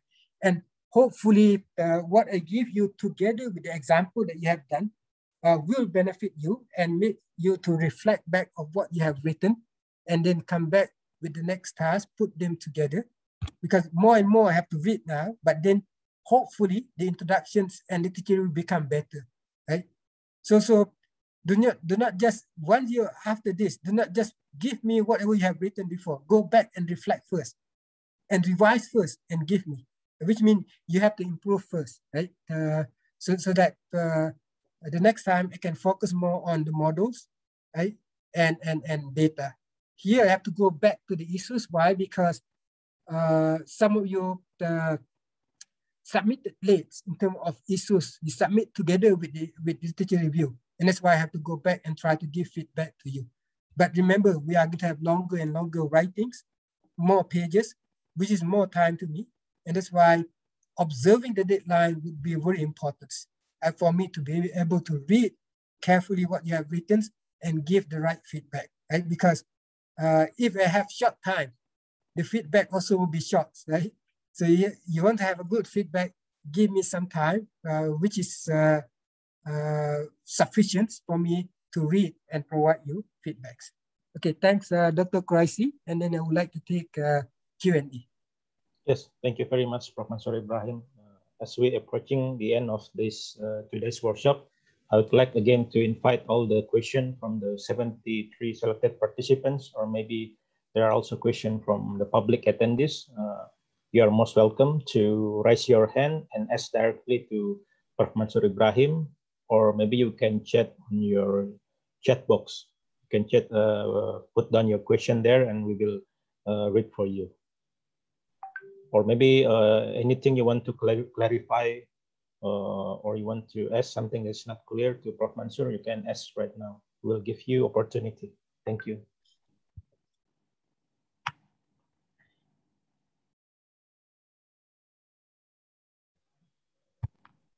And also, I would like to remind all the selected participants or the public attendees to fill in the form, attendance form, and the feedback forms in the chat box.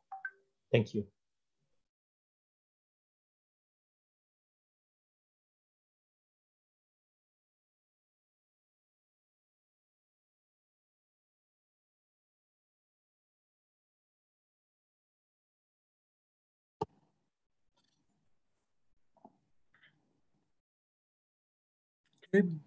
Any question and that you want to ask? No. I think there is one question, Prof, from Professor Raditya Sukmana. Okay. Okay, Prof. Raditya, maybe you can ask. I already allow you to talk. Okay. Assalamualaikum. Waalaikumsalam. Thank you, Prof. Mansur, for the enlightening topic on the review. So basically, if we review the paper, Prof, and you, I miss you. Okay, I think there is. Okay. Hello. Yeah. Okay. Okay, I want to show my video, but it is disabled by the host. Okay, and never mind, as long as you hear me. Prof, sometimes I got question from my student with regard to the distinction of the paper as compared to the literature review.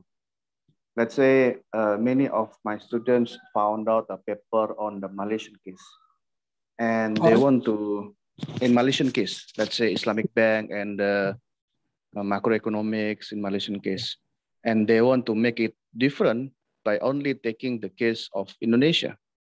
And normally I would say, well, of course, the difference is on the geographical, but you need to have something that is distinct from the case of Malaysia.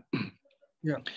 So based on your experience, Prof, if we talk about the index journal Scopus Q4, Q3, Q2, and Q1 with regard to research gap, because when we review the literature, we should end up with a good research gap, and we want to fill in that research gap, right? Based on your experience, how do you see the difference in the research gap on the Q4, Q3, Q2, and Q1, based on the research gap that that we want to, we want to fill in that issue? How do you see that based on your experience, Prof? Thank you. No, if you look at, for example, let's look at Q4, right? In terms of Q4 journals, normally Q4 certain journal they will accept basically article that has been done on more or less the same topics with different samples. Right? For example, let's say you look at someone, as you mentioned, in Malaysian case, and you want to extend to Indonesian case. Why you want to extend to Indonesian case?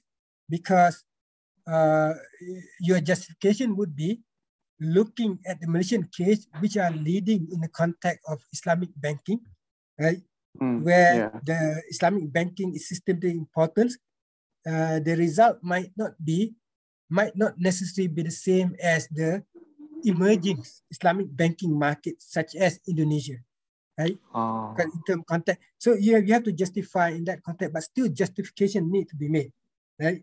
Justification need to be made. Now, so that in context of Q4 or to certain extent Q3, for example, but when you want to move up Q2 and Q1 in terms of journal, right? They look at, right? Because one of the Q1 journal editors said that please screen articles for me. Any study that look at only one country study without unique data set, just taken out, right? You just take that one out, which means that you just use normal data, bank data, macro data, but one countries, where all other people have used them in many different countries. They do not want to focus on that part. Okay?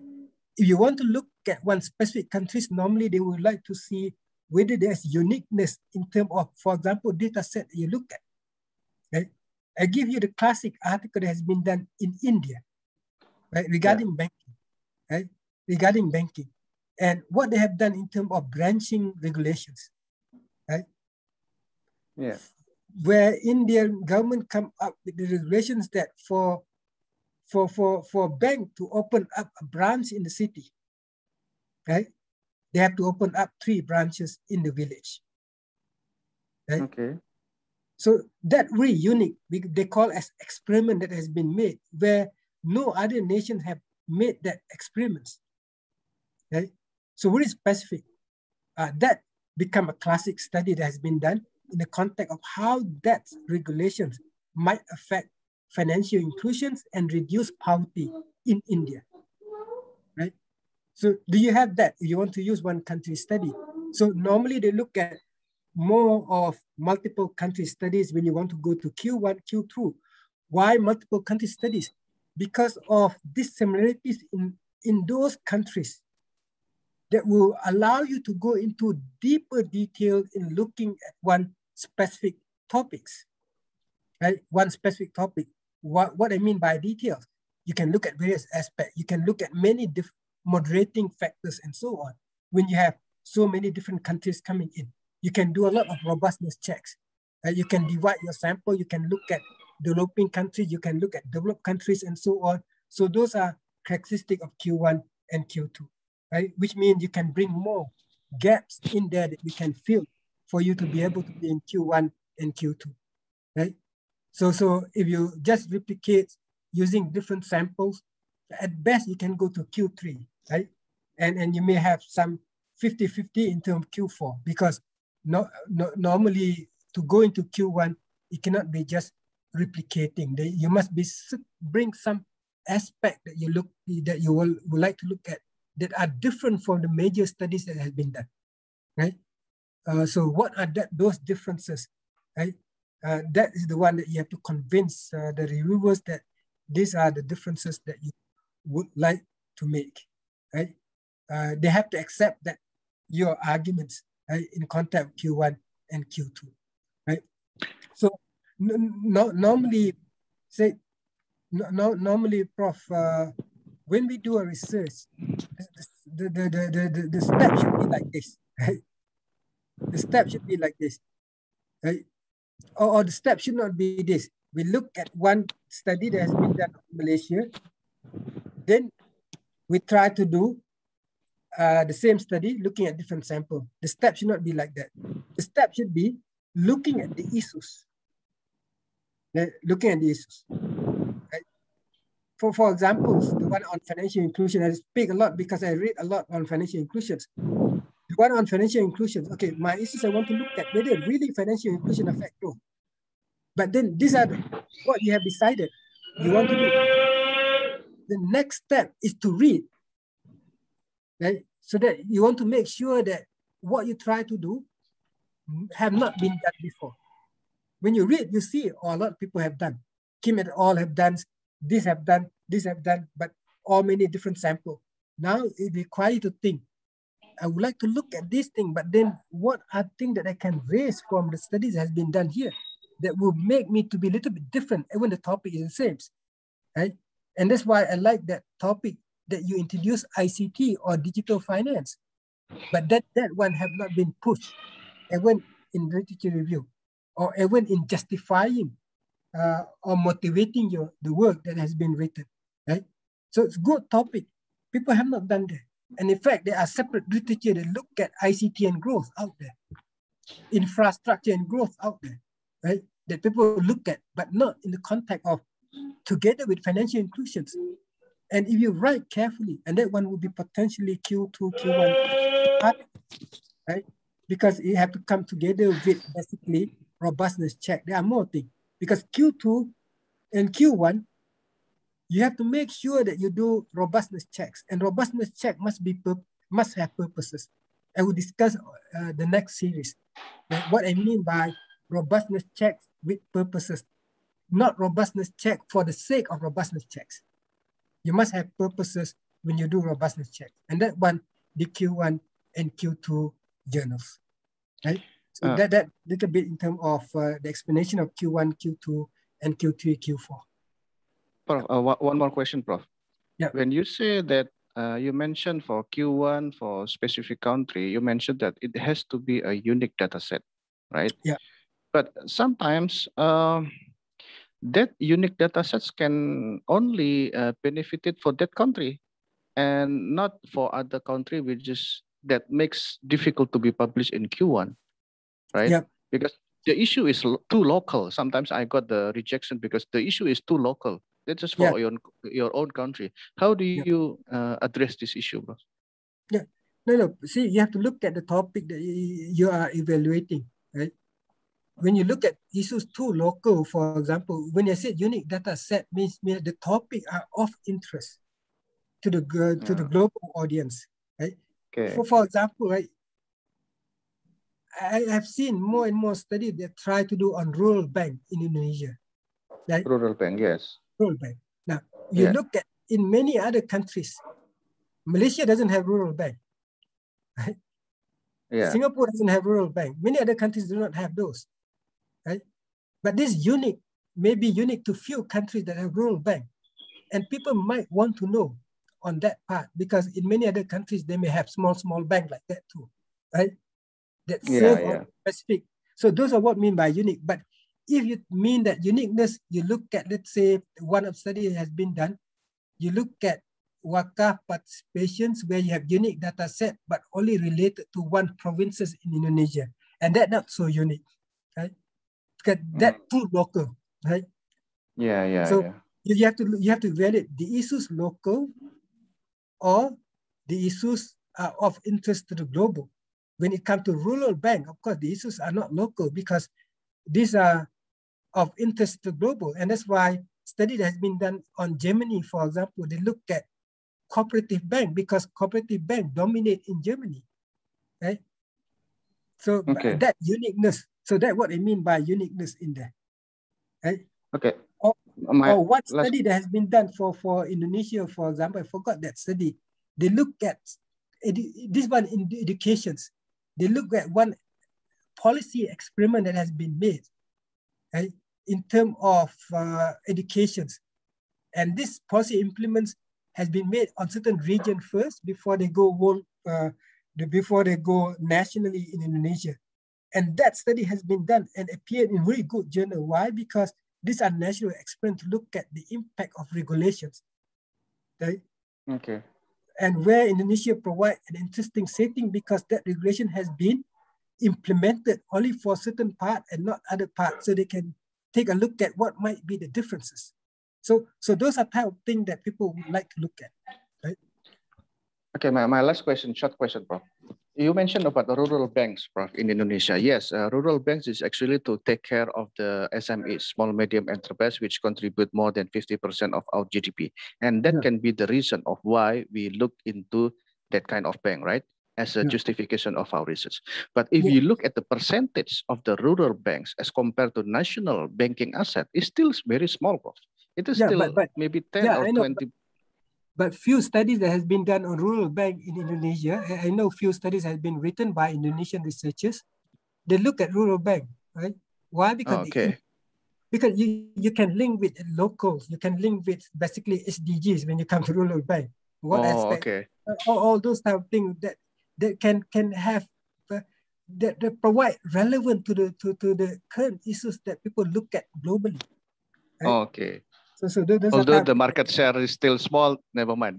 No need to mention in the paper, right? Because the impact on the locality, right? Okay, huge, got it. Right? Yeah. Okay. Thank you, Prof. Because rural bank that play more role in terms of relaxing liquidity constraints of those who are at the lower end of income that have no access to the formal banking. Right. Or the commercial bank, for example, right? So those are type of things that basically I mentioned into this case. Okay, thank you, Prof. Terima kasih, Boris. Yep. Yeah, thank you, Prof. Mansur Ibrahim. Thank you, Prof. Raditya. Before we close our today's workshop, maybe anything, any question from the selected participants, or you want to clarify some issue, or you want to ask something that's not clear? We will give you the last opportunity to ask before we close our workshop.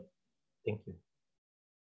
And I will take a look at paper number 17 because I've mentioned there, maybe I missed somewhere. Right? Or if you can resend to me directly, also can, paper number 17. Yeah.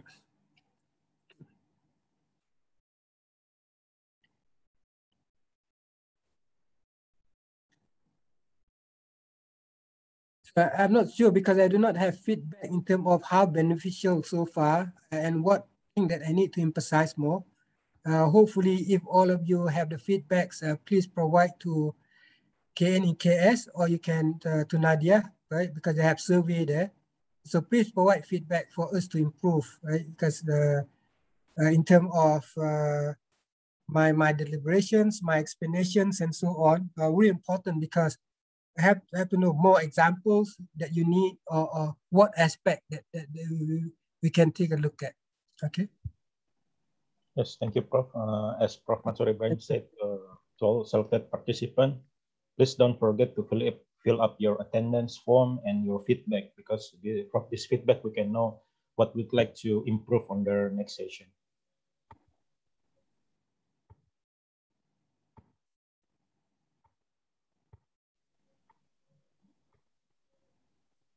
Okay. Okay, I think there is no more question, Prof, from the selected participants. Yes, before I close today's workshop, I'd like again to say to the selected participants, so please always pay attention to what Prof. Mansur has said or his feedback, and please do the exercise or tasks before the deadline, so that are given by you, so that you can gain maximum benefits from this workshop. As a part of organizing committee, KNIKS, University of Indonesia, Institute IPB University, and Ikatan Ahli Ekonomi Islam Jakarta, we would like to say thank you very much for our mentor today, Prof. Mansur Ibrahim. Thank you very much for your time and for your willingness to share knowledge and today's workshop. And also to all the selected participants who already attend our workshop today, thank you very much. In case you have anything to ask or you want to clarify something, please fill in again the feedback form, or you can also inform Sister Nadia to maybe later on Sister Nadia will also inform Prof. Mansur Ibrahim. Okay, I think thank you very much, Prof. Mansur Ibrahim, for today's session. Jazakumullah khairan kasiran for your time and your opportunity to share your knowledge today. Maybe inshallah we can meet again inshallah on the next session, the sixth session. Okay. Thank you very much. Safe. Yeah, stay safe, everyone, and communicate, please. Yes. And these are basically your opportunity, basically to start writing. Of course, you have to be patient, a long process, right? Yes. Yeah. Thank you. Yes. Thank you very much, Prof. Mansur. Thank you, Prof. Thank you, Prof. Mansur. Thank you, Prof. Mansur. Thank you. So much. Thank you, Prof. Mansur. Yes, maybe Sister Nadia, you can close the Zoom. I'd like to say thank you very much. Thanks. Assalamualaikum warahmatullahi wabarakatuh. Waalaikumsalam. Waalaikumsalam warahmatullahi wabarakatuh. Waalaikumsalam warahmatullahi wabarakatuh.